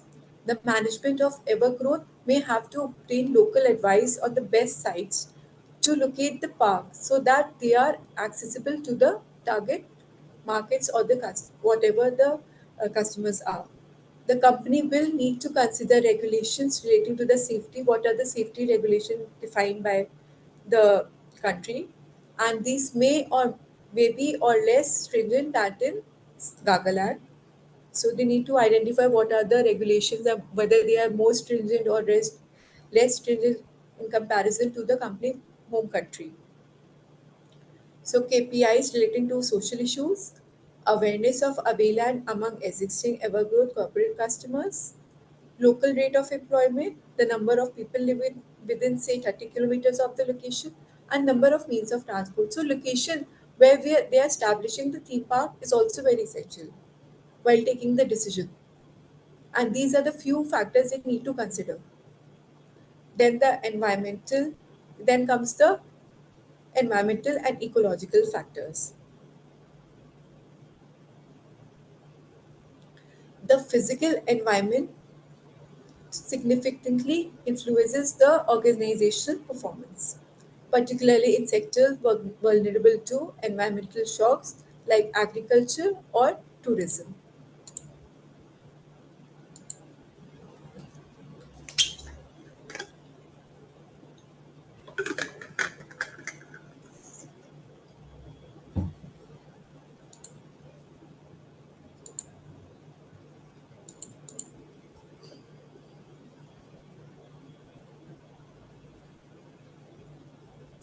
So examples of environmental factor could be Mahindra and Mahindra. So increasing concern about the air pollution and rising fuel prices. So these factors need to be considered while establishing any in in the home country also. Environmental factors are important while you are venturing into any new line of business. So environmental factors are an important criteria to be considered. Similarly, if they are venturing into a different country, then the environmental regulations that are there in that country should be considered. For example, I'm taking a Mahindra in this country, in the home country only. So opportunity would be the position itself as a leader in the electric vehicle market, tapping into growing demand for sustainable transportation. So, what is the challenge they are facing the Mahindra? It is the investment in the research and development and manufacturing infrastructure for electronic vehicles, compete with established automakers, and address range anxiety among consumers. See what the challenge Mahindra is facing since electronic vehicle is a new line of business. So how much they need to invest in the research and development? What is the how manufacturing infrastructure they need to build up? Like how will it be financed? How will they be set up? Where they're going to set up? These are the concerns which they face while venturing into new business action. Mahindra invested, what they did was they invested heavily in developing and launching a range of electric cars and scooters. They formed strategic partnership with global players. This this by set up the dedicated EV manufacturing facilities. See what companies do, they usually does the partnership with the existing players in the market. So, in order to gain the customer base, the geographical location, or it also helps in understanding the business. When you're doing the business with the other person who's already established, you get the new ideas. So, what they did, they formed a strategic partnership with the global players and offered innovative solutions like battery swapping stations to address range anxiety because they need charging electronic vehicles. So, what they did to in order to overcome this problem, they had installed the battery swapping stations. What was the outcome? Mahindra became a leading player in the Indian electric vehicle market, capturing a significant market share. This proactive approach towards sustainability helped them stay ahead of the curve and capitalized on the growing demand for electronic vehicles. Now comes the last factor, that is the legal factors. The legal environment encompasses statutes, legislation, and enforcement by various authorities shaping business operations. The legal factors are the new regulations mandating driver background checks, vehicle safety standards, and fair. I'm talking in terms of Ola. What would be the legal factor? New regulation mandating driver background check, vehicle safety standards, and fair structure in the ride-hailing industry.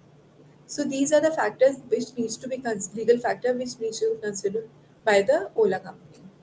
What was the impact on Ola?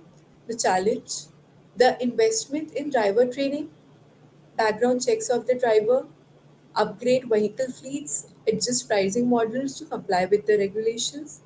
What was the opportunity? Improve service quality and safety, potential benefit from stricter regulation, weeding out less compliant competitors. Now, what actions has been taken? Ola partnered with the training institutes to overcome this challenge, or like in investment in driver training and background check. What they did was they partnered with the training institute for driver background check and skill development. So they got ensured that whatever drivers are coming into association with Ola, they are having proper skills and have the proper background check has been done by these institutes. They upgraded their vehicle fleet with safety features and partnered with car manufacturers to offer compliant options. Additionally, they adjusted fare structures to meet regulatory requirements while maintaining affordability. What was the outcome? Ola successfully adapted to the changing legal landscape, improving service quality and safety. This adherence to regulations help them maintain their market position and compete effectively within the market. So what I'm going to say is like this presentation was only for the understanding purpose, right? You're not going to write in the answer in the exam like mentioning legal factor, challenge, action, outcome. You're not going to write like this. It is basically for understanding purpose. You're going to write your answer in different paras explaining basic thing is you need to understand like how you're going to answer, what action needs to be taken, what challenges a company is facing, what are the outcomes of the actions taken. So these way you have to draft an answer, right? Yeah. So we will be taking a 15 minutes break right now. After 15 minutes we're going to meet. Sure. Okay. Okay. Okay, you also. After 15 minutes I'm going to see you all.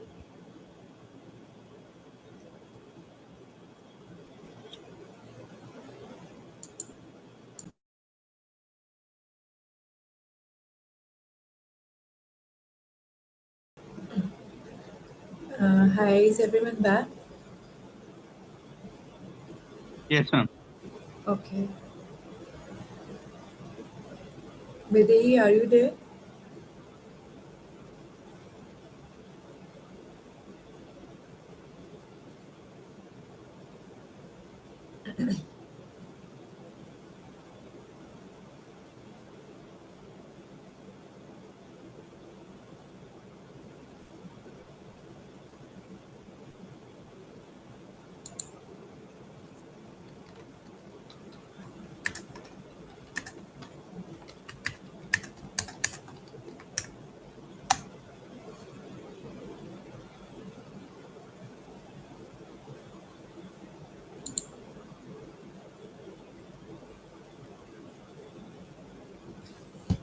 Yeah, hi, I'm here.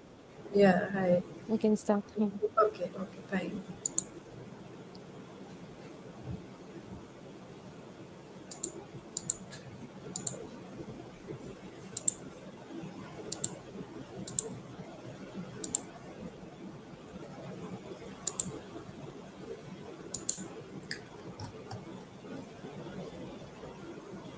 Is my screen visible?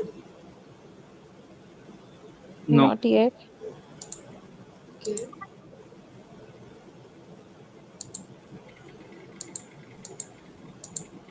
Now,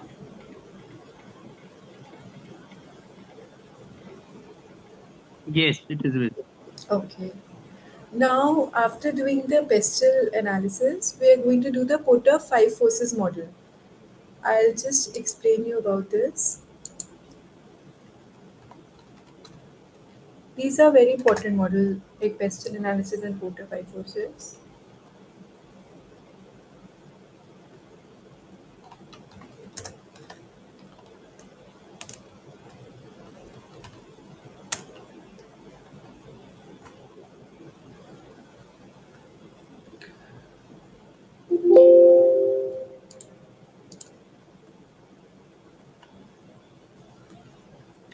So, this Porter five forces model, it was introduced by Michael Porter in 1979, and who was the one of the founding father of the business strategy.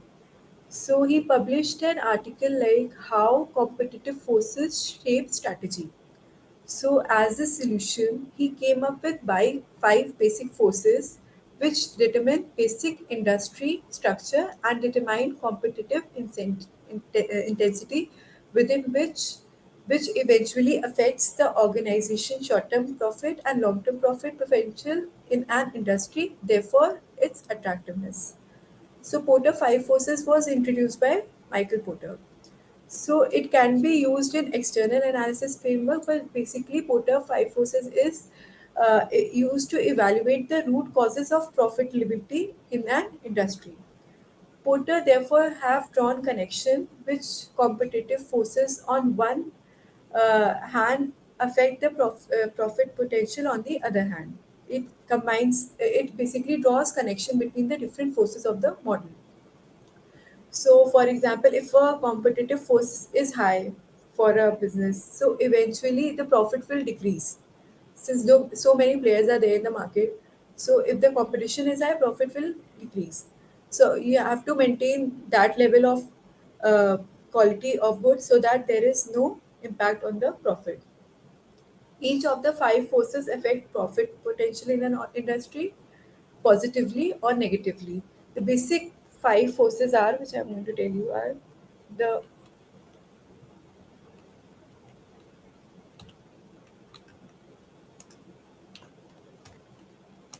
rivalry among existing competitors,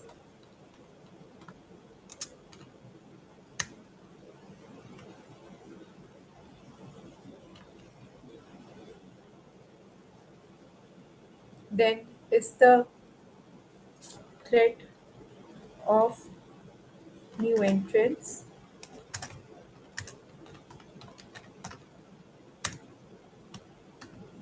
then is the threat of substitutes,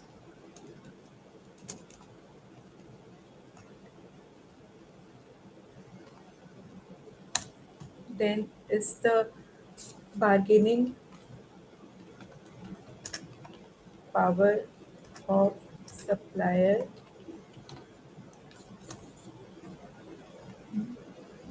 bargaining power of buyer.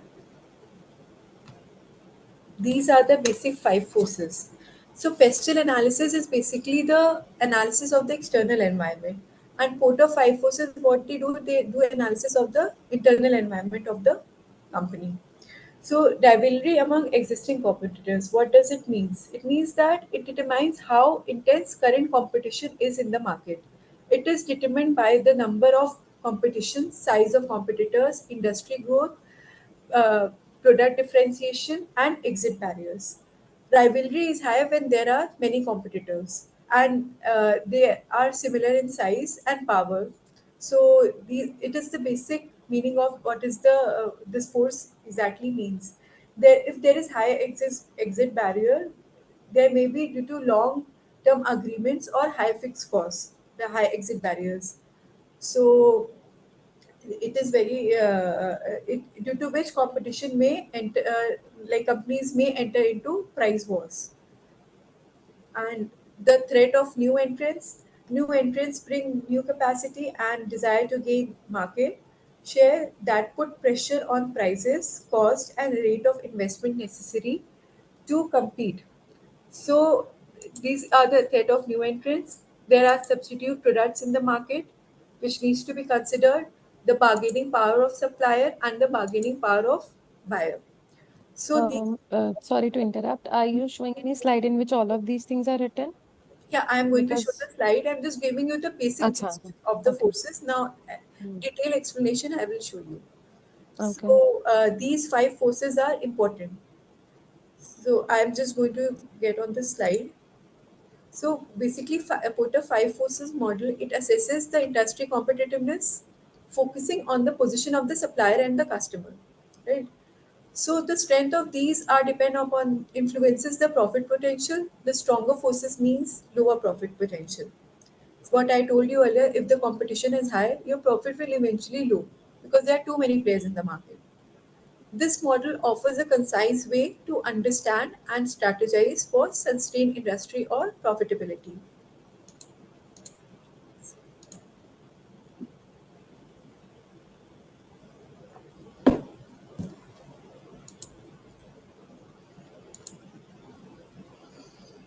First, first is threat of new entrants.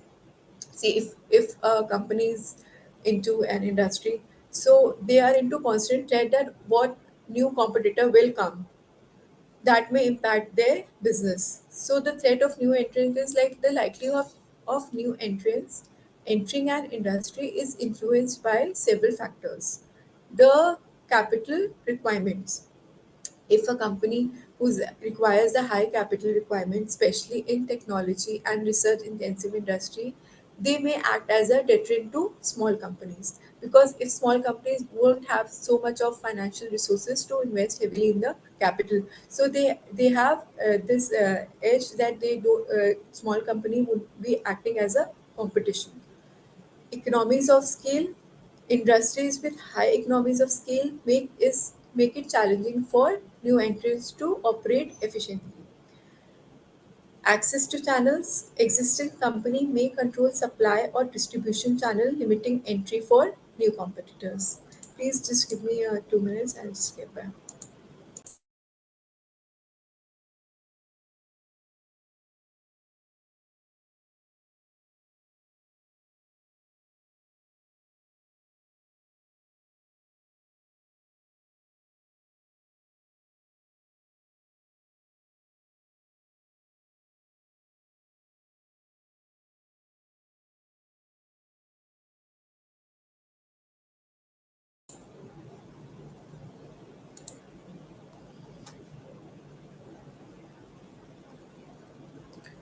Then comes the regulations and concession. Government regulation or concessions may restrict direct competition, such as in nationalized industries.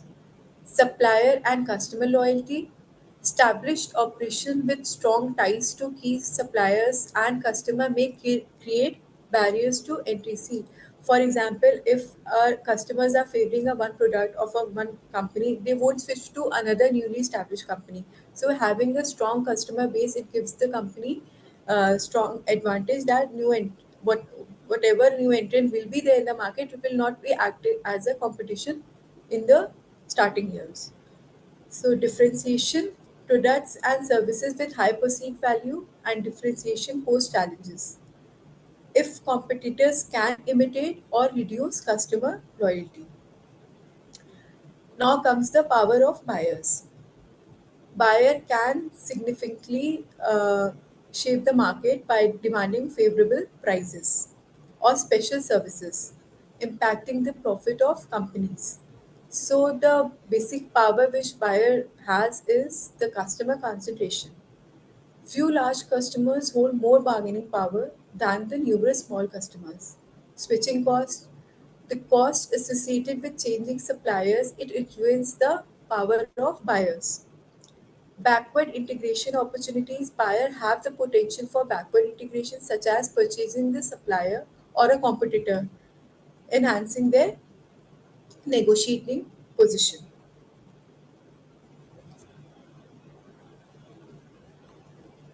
Now comes the power of suppliers. Can you explain the last point again? Sorry. Backward The backward integration, integration. backward integration opportunities. What happens is sometimes what they, if a company is having a particular buyer, so at times what happens is they do the backward integration. Like buyers become so strong they can purchase the supplier only or a competitor, so enhancing their negotiation position. So these are the power of buyers. Okay. Yeah. Then the power of suppliers, they can influence the market, and what their power basically includes are the supply concentration. See, monopoly is there for few products, so few suppliers serving a large number of customers, they enhance supplier bargaining power. For example, in oil industry, like we see, so NGC control the oil prices, so have they have the power in they have the concentration of power. The switching cost, the high cost associated with changing suppliers, such as in software transition, strengthens supplier influence. Because at times, what happens is changing supplier cost is also very high. So these factors need to be considered. So they have that power also. Opportunity for forward integration. Supplier have the chance for forward integration, like entering the market as a competitor, increasing their leverage. Like in that power of buyer, there was backward integration, and in supplier there is forward integration. That supplier could come up with their own company as a competition they can stand. So this could happen. Customer fragmentation. Fragmented customer base with limited bargaining power diminishes the influence of buyer. Threat of substitute. This pertains to the availability of foreign industry or goods or services from outside the industry. Unlike competitive rivalry, which involves firms within the same sector, substitute can come from diverse sources. There are existence of substitute product also. So customer may switch from one product to another depending on the substitutes. Like for example, if I'm going to say, like a energy drink is there and a coffee is there, though there is no comparison, but what they do eventually they provide the energy. So there may be changes of customer. So these needs to be considered. Threat of substitutes. This pertains to the availability of alternatives for an industry's goods or services from outside the industry. Unlike competitive rivalry, which involves firms within the same sector, substitute can come from diverse sources. The threat of substitute is higher in case of product or service substitution, instances where products or services can be easily replaced. So that is a big threat for the company, such as using email instead of postal services for marketing material. That was way back. Now things have changed. Substitution of needs, improve quality in domestic appliances, reducing the need for maintenance and repair services. Generic substitution is like competition for disposable income, like choosing to buy a new car instead of investing in a new kitchen. Now comes the fifth, that is the competitive rivalry force. Competitive rivalry refers to the behavior of competitor within an industry where companies vie for customer, often through price competition. Influence factors include number and size of competitor, because it is important. Company needs to analyze its competitor, like where it is standing in terms of competition, like what is its relative market share. So high rivalry is likely in industry with numerous competitors of similar size, intensifying competition for market dominance. Market growth rate. Slow market growth rate typically in mature markets. It increases competition as companies strive to gain market share at the expense of rivals. So it also depends on the growth of the market. If a market is highly saturated, then the competition will automatically increase as companies they try to gain market share. And product or service differentiation. Rivalry is higher in the absence of products or service differentiation, as there is little incentive. If a company is dealing into a product which is unique, so obviously they will have less competition. If they're dealing in some kind of products which is common, so they will have a higher rivalry, higher competition. As there is little, and in terms of if there is absence of product service differentiation, there will be little incentive for customer to switch suppliers. Now we're going to take the example of a Flipkart in this model, that is navigating the Indian e-commerce landscape through Porter 5 forces. Any question till now? Nothing from my side. No. Okay.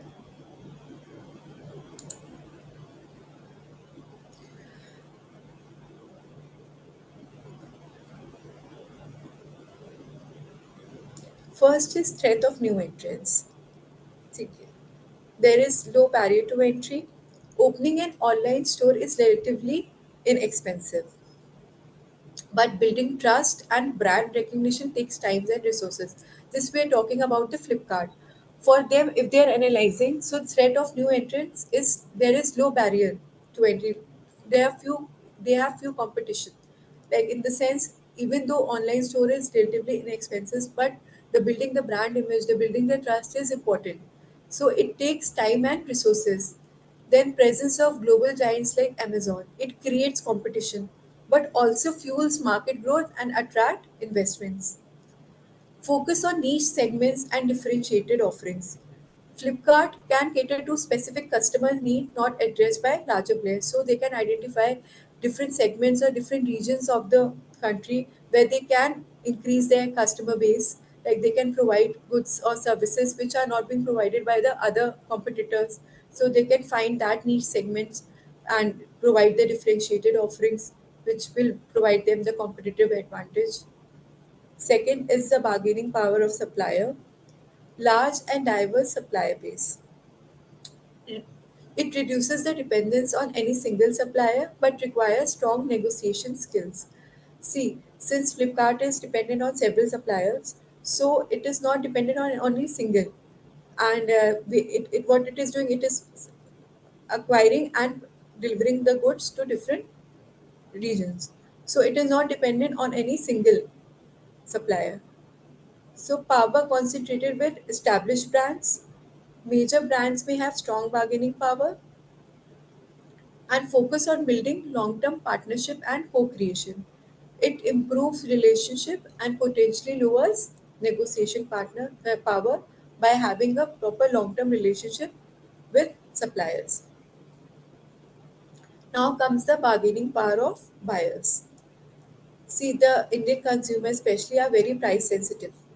So high competition eventually it leads to the price war and discounting. By reducing profit and margin, what happens is during the festival time also, this Flipkart they bring the sale, the big Diwali sale and all. So what they do, they see its main competitor is Amazon. So what they are offering, they try to bring the product as low as possible in terms of cost, so that there is high amount of sales. So what it happens is high competition. It always leads to the price wars and discounts. How much discount they can provide. So obviously, as a customer, we're going to buy things which we're getting in a best reasonable price. Easy switching between platforms. Customers have multiple options, which eventually increases their bargaining power. Loyalty programs and personalized offerings. Strategies to build customer stickiness and reduces switching. So at times what happens is if you're purchasing certain things, you get cashbacks and all. So these are the loyalty programs in order to keep intact the customer base. So customer acquisition and customer retention, these are very basic thing for a company. Even though acquiring, it is very important that they don't lose the customer base. Retention is equally essentially important. Threat of substitutes, for example, a substitute of Flipkart could be the physical stores, still preferred by some consumers for touch and feel experience and instant gratification. There could be delayed delivery times, So what customers do, they need it urgently, they go and buy, and some buy products while seeing it. So there are different preferences of the customer. So physical store is a substitute for Flipkart, which is an online platform. Social media marketplaces offer convenience and peer-to-peer selling options, focus on convenience factor like express delivery and easy returns, makes online shopping more competitive with substitutes. Then comes the last point, that is rivalry among existing competitors. Intense competition from Amazon and other players, price wars and marketing campaigns can be costly. So because there for Flipkart, their existing competition, which is the biggest competition, is the Amazon. So there is definitely a price war, and they need to spend a huge amount of resources in marketing campaigns in order to maintain its position and capture the market. Focus on unique value propositions. Flipkart emphasizes curated brands and affordable luxury and fast delivery. Acquisition and strategic partnership, expanding reach and offering diverse product to differentiate themselves. So these are the basic five forces which are important to determine the organization's standing.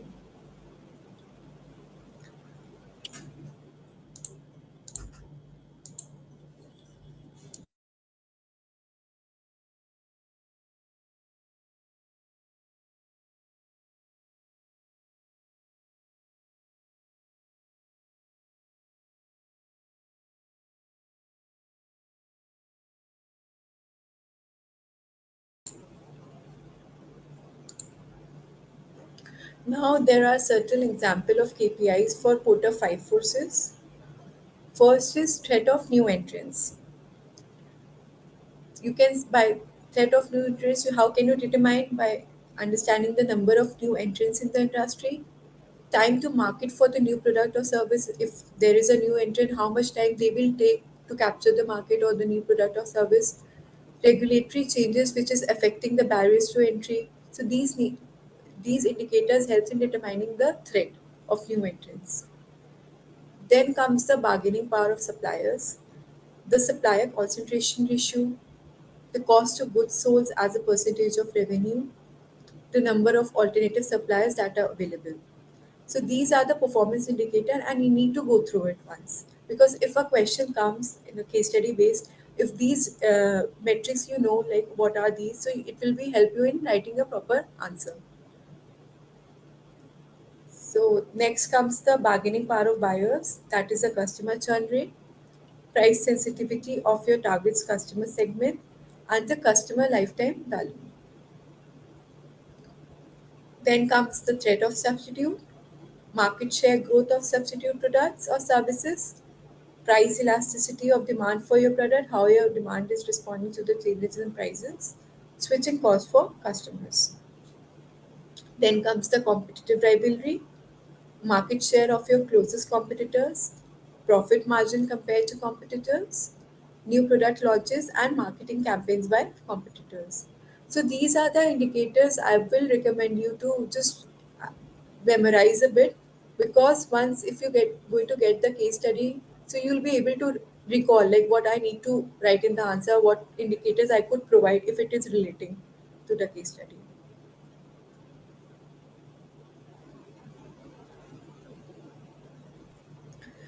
Now, apart from Porter 5 forces, there is a Porter generic strategies.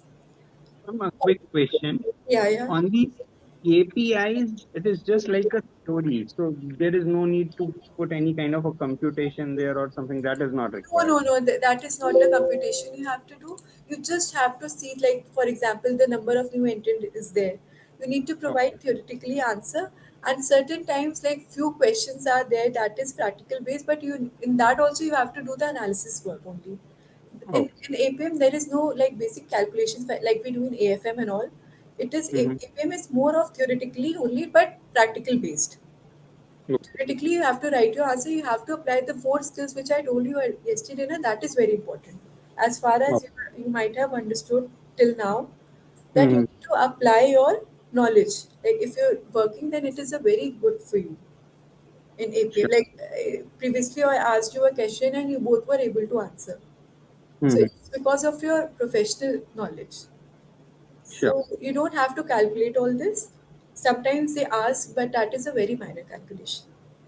Oh, Yeah, that Okay, is my one more analysis for you. basic question I had. Like, we discussed right now two, three theories. One first was, I guess, Robert's one, or I don't remember the name. Anthony.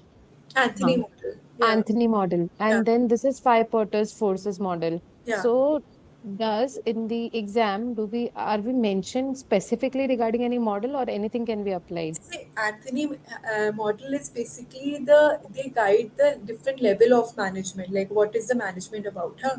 But Hmm. in Porter five forces and pestle analysis, they are going to mention Hmm. you have to apply these models. Okay, so there So will be that, specific mention about the type of model that yeah. we have to Or use they for could give that you a particular hint, question. yeah. Or they could give you a hint like do the Okay, external analysis. External analysis means you have to apply. Pestel. You're Hmm. going to do the internal analysis of the organization, then you're going to apply Porter 5 forces. But majorly, they provide the model name. So in Anthony's model, it is basically for your guidance, like what the different level of management are there. They're not going Hmm. to ask you questions on that. You Okay. need to just understand what role each management level is playing, because Hmm. it will see all the answers which you are drafting, it is all interconnected. So you need to have the basic understanding. This way chapters are framed, like from the very initial to the last, each topic you'll see interconnected. When you're going to have this basic understanding, then for further chapter which I'm going to teach you, Yes. you'll understand it well. Yeah. But just this clarification will be specially regarding the models that will be mentioned in the Yeah, question yeah. itself, Pestle that and this or an indication would be provided that this kind yeah. of model will be supposed to be there. Yeah, Okay. like they provide more, you need to apply Porter five forces or Pestel. If not, Okay. they will say do the external analysis or the internal analysis. That's Okay. Okay. yeah. Okay. See, while we're solving different questions, now you'll get an idea Hmm. after Yeah. that. Okay. What model I have to apply. Even by reading Hmm. the question, you'll understand what needs to be applied. Okay. Okay. Yeah. So it is the third strategy, which is the Porter's generic strategy. Porter has identified two fundamental generic strategy for a strategic business unit to achieve competitive advantage in a market. First is cost leadership, and second is the differentiation strategy. So basically, cost leadership, what it suggests that a producer has the capability to sell at the lowest price. See, what happens is a producer or supplier wants to sell the product as high as possible, and customer wants to buy as low as possible. So they have the capability to sell at the lowest price. It doesn't mandate selling at the lowest price, but it signifies the producer's ability to do so, right? So, this approach is often referred to as pile them high and sell them cheap. A cost leader is not restricted to low pricing. Charging a higher price can yield increased profit, enabling investment in market or research or development. But by being a cost leader provides the flexibility to pursue various competitive strategies. To achieve cost leadership for a larger market share, we need to employ strategies like economic of scale. Economic scale, as the production increases, so the per unit cost automatically decreases. Latest technologies could be installed so that there is less of human intervention. So that in terms of employee cost also it could be saved, or in terms of automation, the work could be expedited. So in that also they can attain advantage by by learning curve means that the repetitive task which is being done. So eventually, in the next time which is being done, takes the less time. Then minimize the overheads. That could be fixed overheads could minimized be in a less way, but variable overheads could be minimized. So by being a cost leadership, it will help the company in attaining a greater market share. Then comes the differentiation. Differentiation asserts that a firm can achieve a competitive advantage through distinct characteristics of its products. So, differentiation is how your product, by the name as itself signifies, that how your product is different from the competitors. Yeah, how your product is different in the market. So it could be categorized into three types. First is building brand image. So, for example, Coke versus Pepsi. So, both of them establish a distinctive brand identity. Then, incorporating special features. Example, Toyota hybrid car, they're providing the unique product features. So, different companies are providing the different distinctive features. Leveraging value chain activities. So value chain is like the it includes the primary as well as the secondary activities. In prime value chain is like what is coming in the operations and what is going afterwards. That includes the as I told you, inbound logistics operation, outbound logistics, marketing and services. That are the primary activities. The secondary is the firm infrastructure, technology, HR, financial resources, so innovations. So these are the secondary activities. So leveraging these value chain activities, Tesco's IT link with supplier through electronic data exchange, utilizing value chain activity for differentiation. Now comes the very important matrix, that is the BCG matrix. It is the most tested part. It comes in the exam often. So I'm going to explain it to you through writing.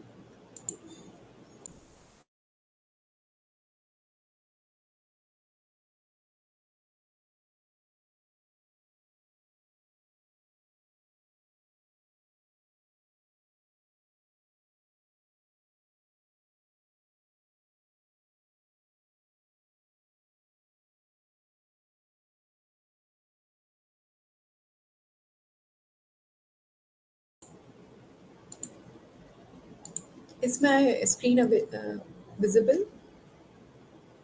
Yeah. Yeah, the PPT is No, visible. no, PPT, no, I'm sharing the Excel. No, Excel is No, not. PPT is visible. Okay, I'm just switching it.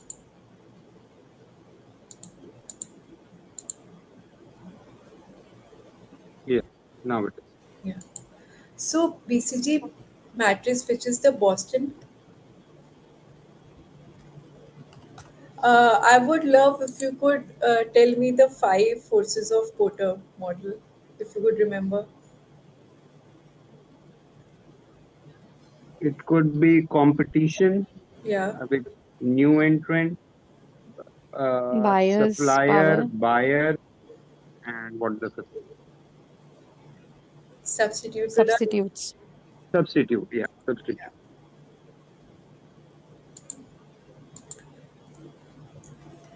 So Boston Consulting,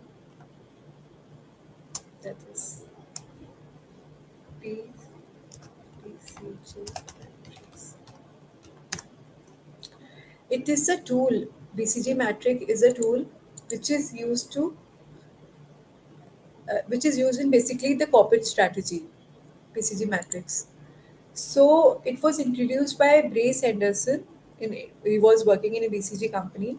It is therefore used as the oldest framework for strategic management framework. And BCG Magic, what it basically does is it analyzes the different strategic business unit and different product lines from the same corporation by putting into 2 by 2 matrix that I will show you in this. Yeah. That is the matrix is there. One is showing the relevant growth rate and the other is showing the relevant market share. Right? So it is basically used to make a investment decision on a corporate level, like in which matrix they should make the product fall. So for example, I'll tell you like this. The BCG matrix integrates the product life cycle, evaluate product for market development and profit potential. It is crucial for assessing the strategic position or strategic business unit, especially beneficial for organization operating in diverse markets. Originally, it was designed as a management aid, but BCG Matrix offer insights into optimizing products and services. It basically guides into two relevant factors, that is the relevant market share and the market growth rate. Market share, it measures the company's market share with its with its largest competitors, and market growth is like how it is representing the industry or the sector overall growth. So what is this? I'll show you the matrix.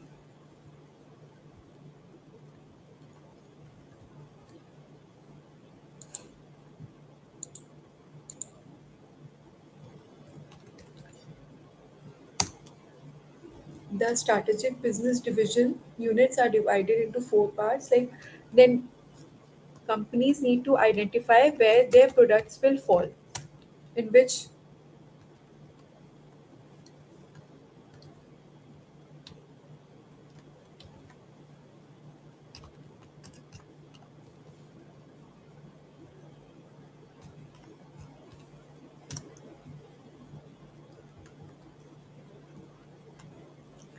so here comes the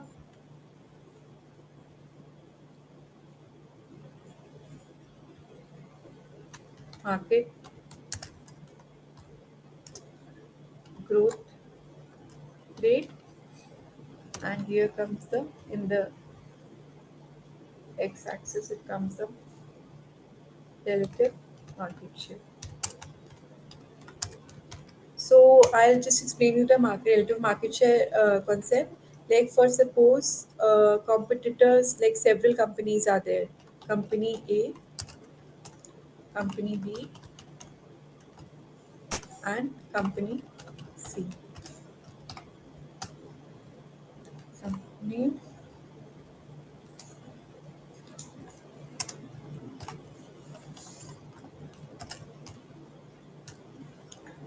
For suppose in a market, company A is occupying the market share of, for example, 40%. Company B is occupying like 15%, company C is 5%, and company D is 20%.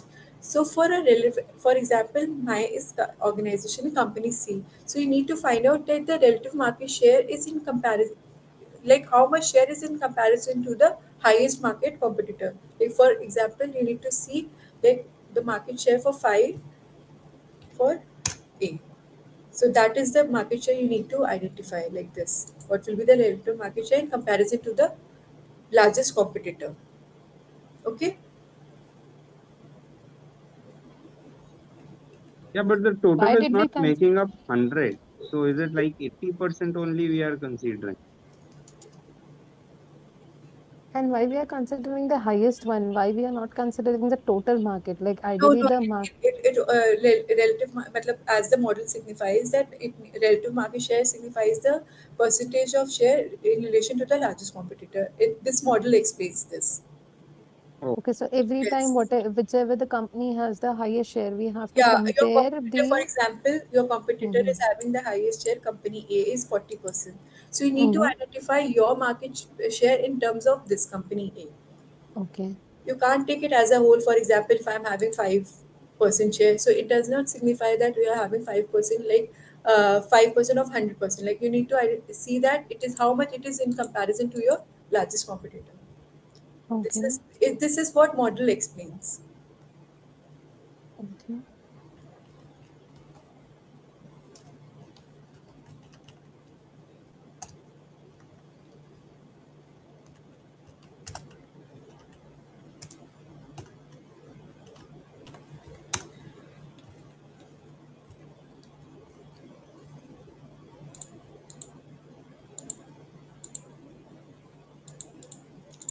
This is basically a BCG matrix. So when you're going to see in the PPT also, it signifies stars. If it is a star, then your market share is also high and market growth rate is also equally high. ma'am, we can see the Excel only, right? Yeah, I'm showing the Excel right now. Okay. Yeah. Okay. So in this stars, market share as well as market growth rate both are high. And then comes the question mark. So in for question mark, if a company is dealing in a product, then in this you could see the market growth rate is high but market share is low. In this, cash generation is less than cash consumption.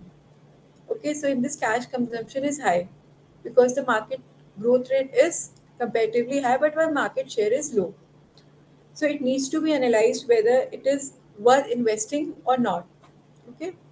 Then comes the cash cows.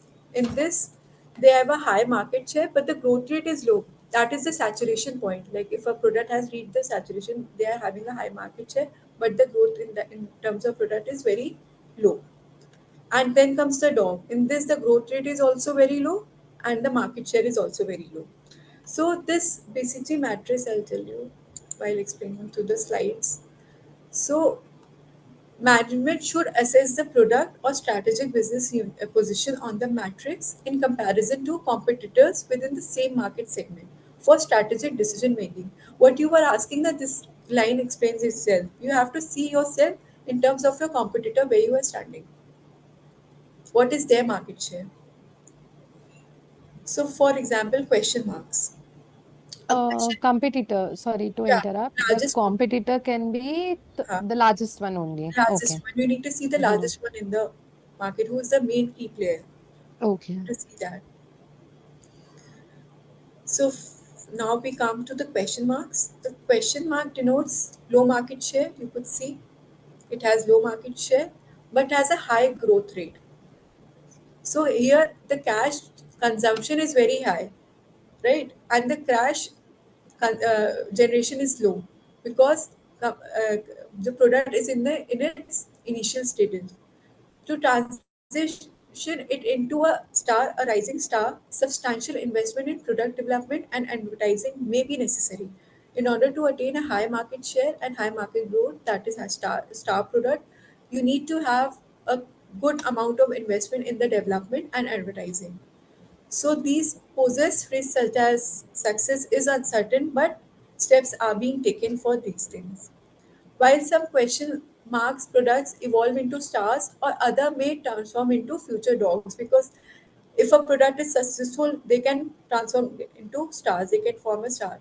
Otherwise, if the product becomes unsuccessful, they can come as dogs. They have low market share and low growth rate. So it depends. What are stars? Stars holds a substantial market share in a robust expanding market with low competition. In this scenario, strong demands allows for favorable pricing and profit margins are healthy. Economies of scale keep manufacturing overheads low due to high volumes.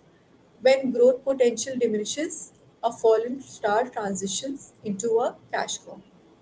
So after having star in stars, what happens is there is a high growth rate and high market share.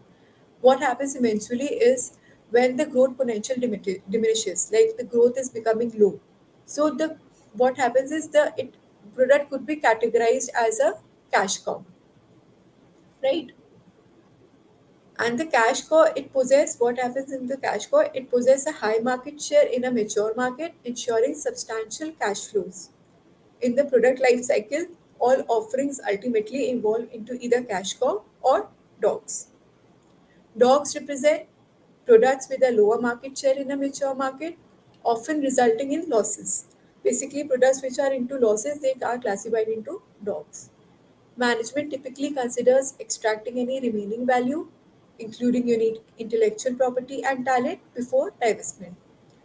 Learning from the transition of units into the dog quadrants inform future decision making, guiding experimentation and investment strategies.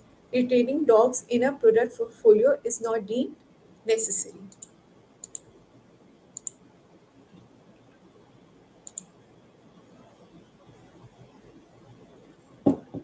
Now I will show you a example of ITC using BCG matrix. Stars, for example, stars. For ITC is dealing in a brand name Ashirwad Staples, which we see. They have a strong market share, growing demand, high profitability. For example, bingo chips, which we see, the snacks, they have higher penetration, innovative Ma'am, offering. are you still on Excel or on PPT? I'm on PPT, so is it not visible? No. Okay, I'm again sharing it.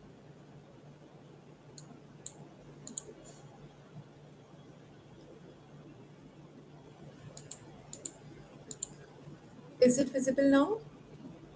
Yes.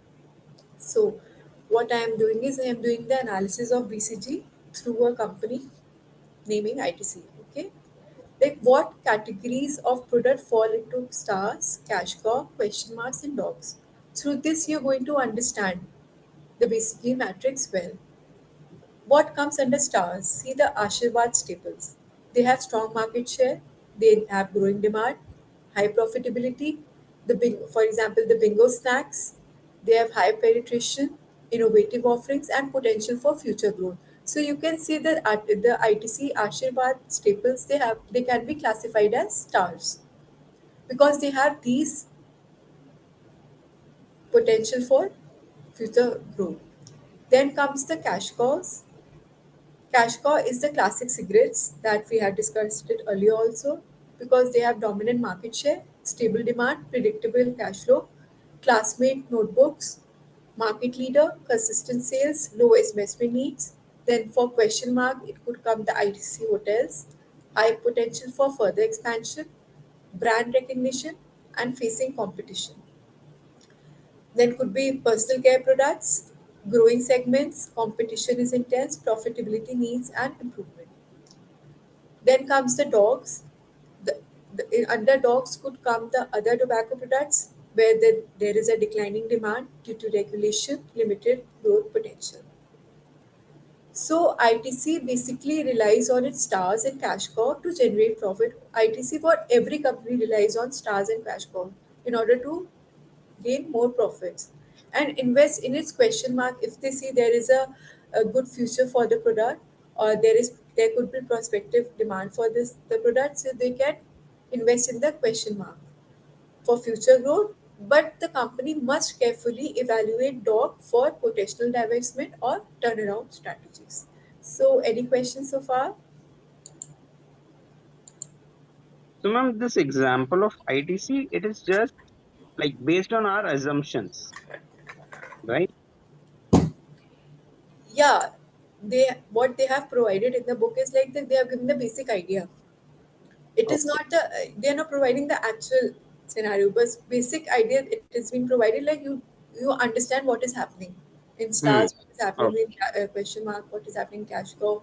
So they don't Okay. provide the Got real it. actual scenario, what is happening in the Sure. company. It's just for Okay, understanding purpose.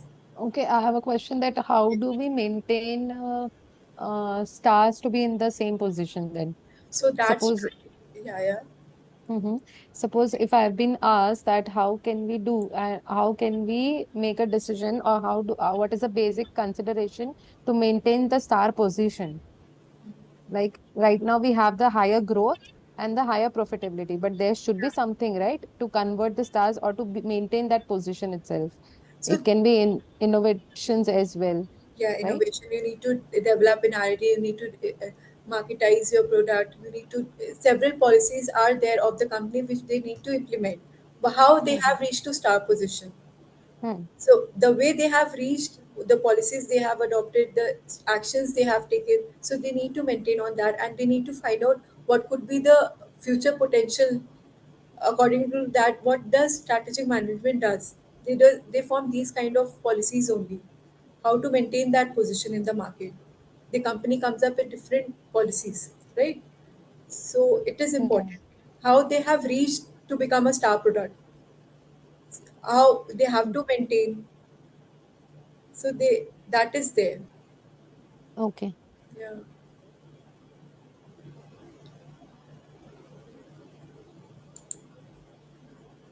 So is my screen visible? Yeah. Yes. PPT is visible. Yeah, PPT was visible. Yeah. Okay. So I'll just show you an example like activity, then you'll get a better understanding how things are going, right? So, see, Domestic Appliances Limited (DAL), they commenced trading in 1955. When it started to manufacture semi-automatic washing machines, from 1965, they expanded its product portfolio. Core product now includes fully automatic washing machine, dishwashers, and cookers. The market in domestic appliances is extremely competitive. Dal's principal competitor is the JEG Group, which has achieved the position of market leader in many similar areas of the market. Other information is as follows. JEG is the market leader in dishwasher, having 48% of the market. Dal has only 30% of the market. Environmentalist pressure groups concerned about water consumption have caused a significant diminution in the size of the market for dishwashers. However, the market remains profitable and this is expected to continue. Dal continues to manufacture washing machine using a process which uses new material for each unit. Legislation now requires that 35% of all material used comprise recycled material, which means that the Dal will no longer be able to sell its washing machine in certain markets. Okay? So both Dal and Jeg have invested very heavily in the manufacture of steam ovens. So Dal has 12% of the new market, while Jeg has 18% share of the new market. Dell has recently produced a new washing machine, the Celebus, which washes 3 times faster than any other machine on the market. Market awareness of this machine is growing.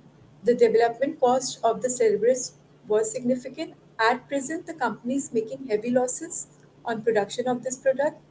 So you need to analyze the product portfolio of Dell using BCG growth matrix. Okay. Have you read the question or you need to go through it once?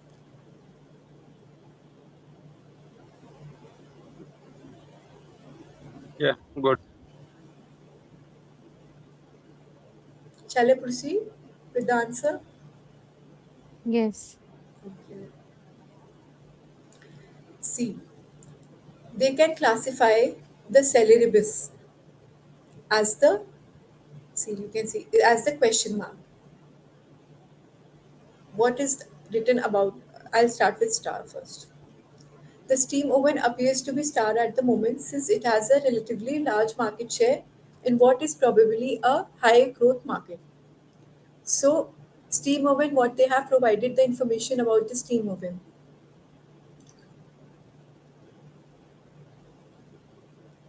Legislation now requires that 35% of the material comprised with recycled material, which means that both DAL and JEC have invested heavily in the manufacture of steam ovens. Since legislation now requires that the material used comprise recycled materials, so automatically the steam ovens will have will have greater demand and will have higher growth market.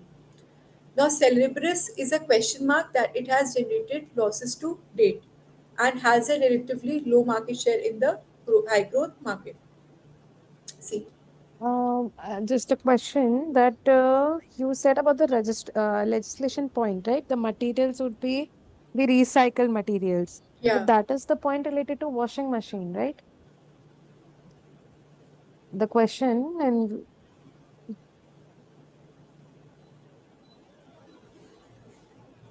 yes, that was related to washing machine. Sorry, it so was, I just got. yeah, so ideally it's just the new, although there is a new share, but there is nothing specification that has been provided for this. Heavy investment is there, that means it can be put in the question mark, right? Because it has heavy investment as of now, which shows a growth perspective, but we are not sure about the size right now, right? Yeah, not sure about it. I would say this question it is giving just a basic idea. It is not providing the detail Hmm. of the market Okay. share. So Mm-hmm. basically, you can consider that the steam oven appears to be a star at the moment because it has a relatively larger market share, though it has not provided the market share comparison. So it has been Mm-hmm. assumed that it has a higher market share in comparison to the high growth market. Acha, one more thing, the comparison that we make. So we are considering right now JEG as a comparison. And every time, just for example, for first dishwashers, we are comparing the 48%, 30% of 48%, correct? Mm-hmm.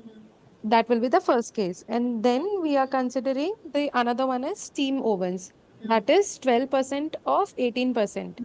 Correct. And then we have to decide both of this calculation, which is having higher share, whether Which is steam having high share, right? or whether it is with dishwashers. Yes, yes, Okay. yes. You're correct. So Celebris is a question mark as it has generated losses to date and has a relatively low market share in a high growth market. So the challenge facing the management of Dal is to convert the product into a stock. Okay. The dishwashers, as you've seen, as you have mentioned also, they are the cash cows. They are the, like you can see over here. It has the Jeg is the market leader in dishwasher, having 48% of the market. Dell has only 30% of the market. So it is in this the rate of market growth is low. DAL has a relatively high market share. Cash generated can be used not only to further develop stars but also question mark where it is deemed appropriate. The washing machine will soon become dogs as they are no longer able to be sold in certain markets. Okay, Yeah, yes. one question I have. Just give me a minute. I just Sorry. Mm.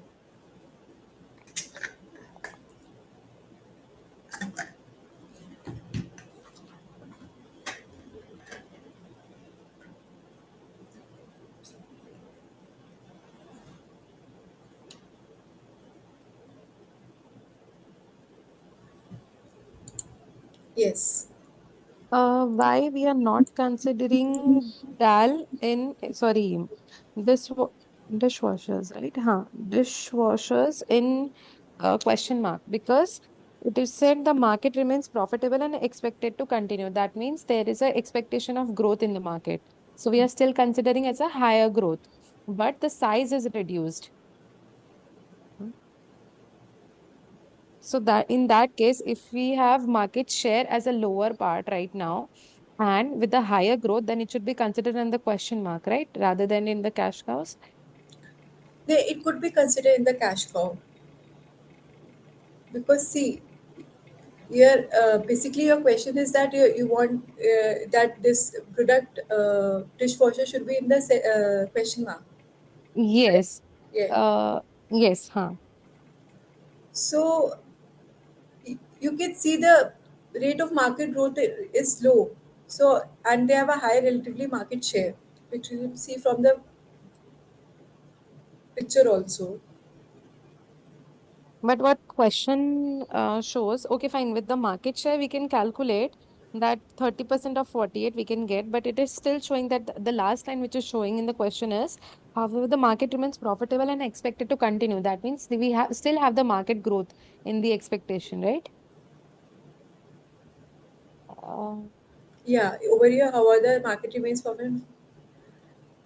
and expected to continue. So doesn't this shows that it is still having the market growth as an expectation. So No, we but still here have the higher. you have mentioned that the environmentalist pressure groups concerned about water consumption have caused a significant diminution in the size of the market for dishwashers. So So it my is share the is low right now. Size is low. So mm, my size is getting reduced to low side, but my growth is still expected to continue. Profitable तो है ना मेरा उसके हिसाब से. नहीं, but you see na, here it is what is happening is कि Mm-hmm. the market remains profitable. One second. However, the market remains profitable and this is little control that.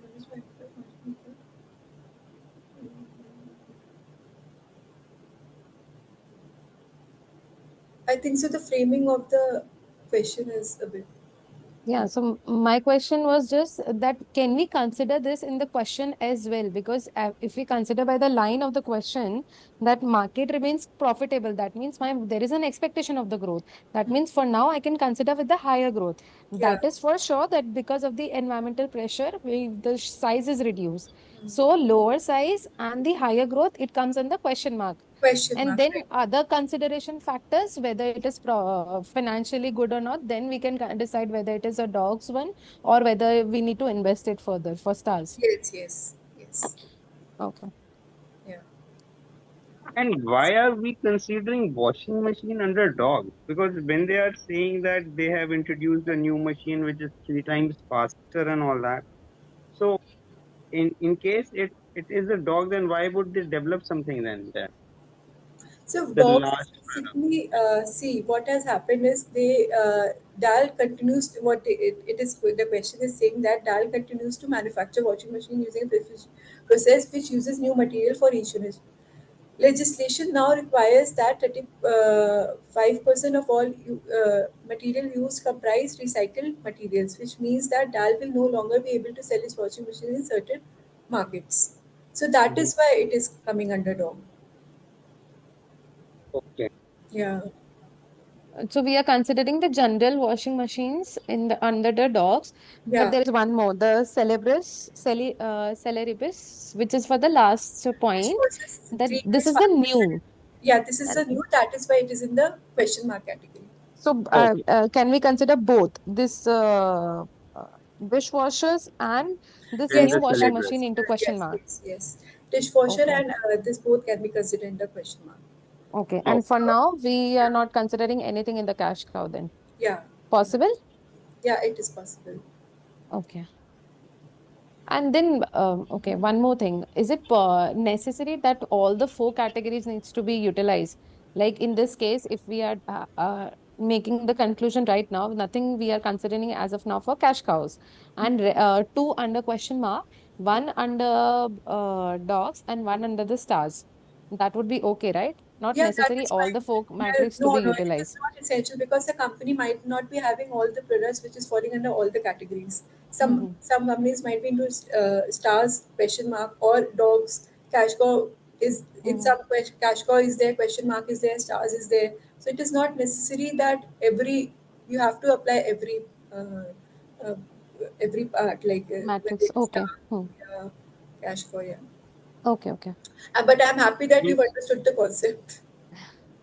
Yes. Yeah. And one more question, like in exam, if it comes to, so do we need to prepare this kind of a graph or a diagram, or we You just don't need need to to prepare put these that in the diagrams. explanation? No, you don't need to prepare these diagrams because you just need to provide like these in the para the Explanation. various situations. For example, like if a product has been given about the steam, you need to provide the detail about the steam. Why is it falling under the star category? When then why celebrants is falling under a question mark? You need to answer it in the para. You don't have to Mhm. make these kind of tables and all. Okay, Okay. Yeah, these matrices is not. It is for your understanding purpose. got it. Yeah. So when we're going to for solve further questions, then you'll understand it more well. So there was a bit drafting issue in this question, I think so. So that's the thing. But it's good you highlighted. Yeah, the question is actually quite confusing, but just Just give wanted me to a confirm on the possibility, like there can be a possibility, right? just give me a 2 minutes.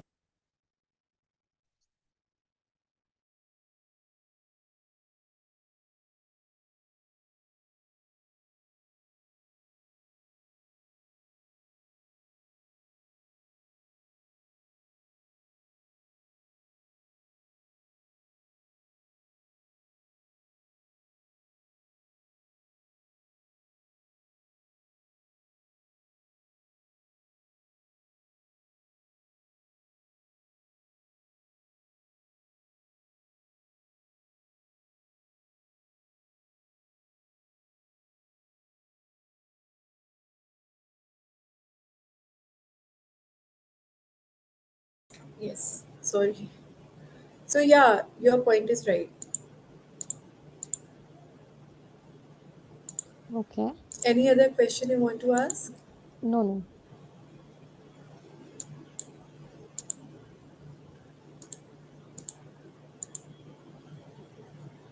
So basically the stars are the one which have the high market share, high growth rate, and similarly the question marks which are having the lower market share but high growth rate. These are the niche products.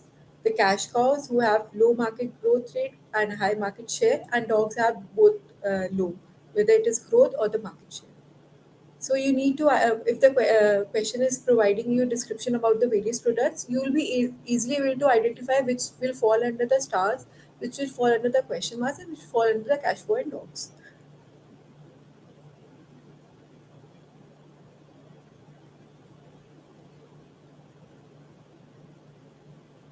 Now comes the benchmarking. Benchmarking, it is the strategic management process where organizations assess their operation against industry's best practices, enabling them to identify and adopt superior practices for process performance improvement. So there are 7 stages in benchmarking project. First is planning and control organization. Second is identifying key processes, researching potential partners, making agreements and developing plans, benchmarking team visits, data analysis and improvement plans, and implementation and monitoring. So these are the 7 stages while doing a benchmarking. So first is identifying the process.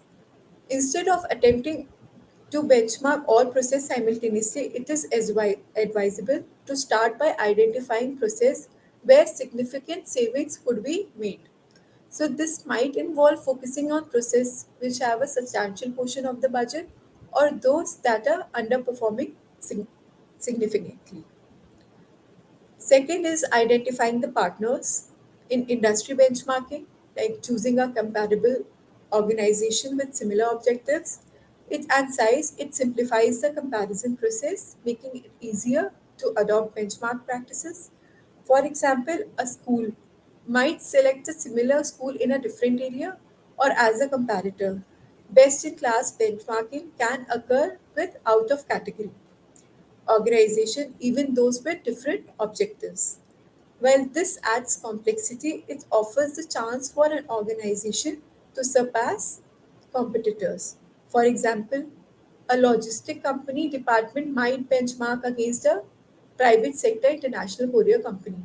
So they need by setting the partners like to whom against the organization must benchmark, it helps them to identify where they have to focus more. So the crucial factor in benchmarking selection is identifying the best in class for the specific activity or business process being benchmarked. Then comes the selecting of the metrics. The choice of metrics in benchmarking depends on the process objective, that is the efficiency objective and differentiation objective. Metrics like labor efficiency or total cost as a percentage of income are relevant for determining the efficiency objective. For differentiation objective, qualitative metrics such as the client satisfaction or service quality, it becomes important. Measuring these directly can be challenging due to subjectivity. When seeking relevant metrics, past benchmarking exercises by similar organizations can provide valuable insights. Information is often available in accounting and business journals or online, and contacting organizations with prior benchmarking experience can be beneficial. What could be the examples of metrics that could be used in benchmarking are the financial, that could be the revenue growth rate per profit margin, in terms of operational production cost per unit, that is inventory turnover ratio, marketing customer acquisition cost, the marketing return on investment, human resources, the employee turnover rate, and the time it's been taking to hire. The specific benchmark are the industry averages comparing against industry standards for your sector. Competitor data, benchmarking against the direct competitor performance is also important, and only you can identify where you are standing. The best practices could be the compare against companies known for excellence in specific areas. So, in internal historical data, tracking your own performance over time to measure progress. So, we are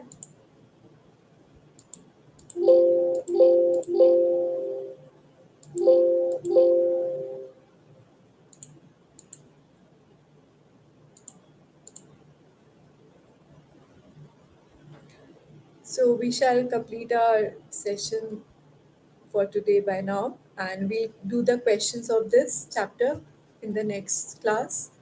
And if you have any question or doubt while going through the chapter, I'll share you the PDF of the same. So you can ask me anytime if you are having any doubt.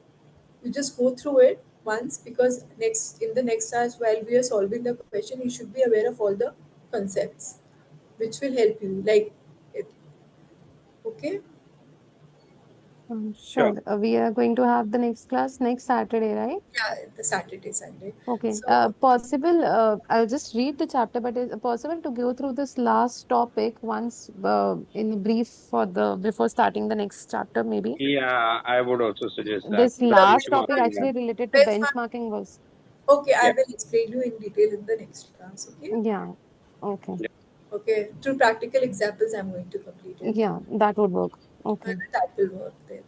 Okay. And please, I would recommend please go through the uh, Sure. next yes. class, because it will help you by while you will be solving the questions. You will be knowing Mhm. what to apply. So Yeah, it yeah, will sure. help you.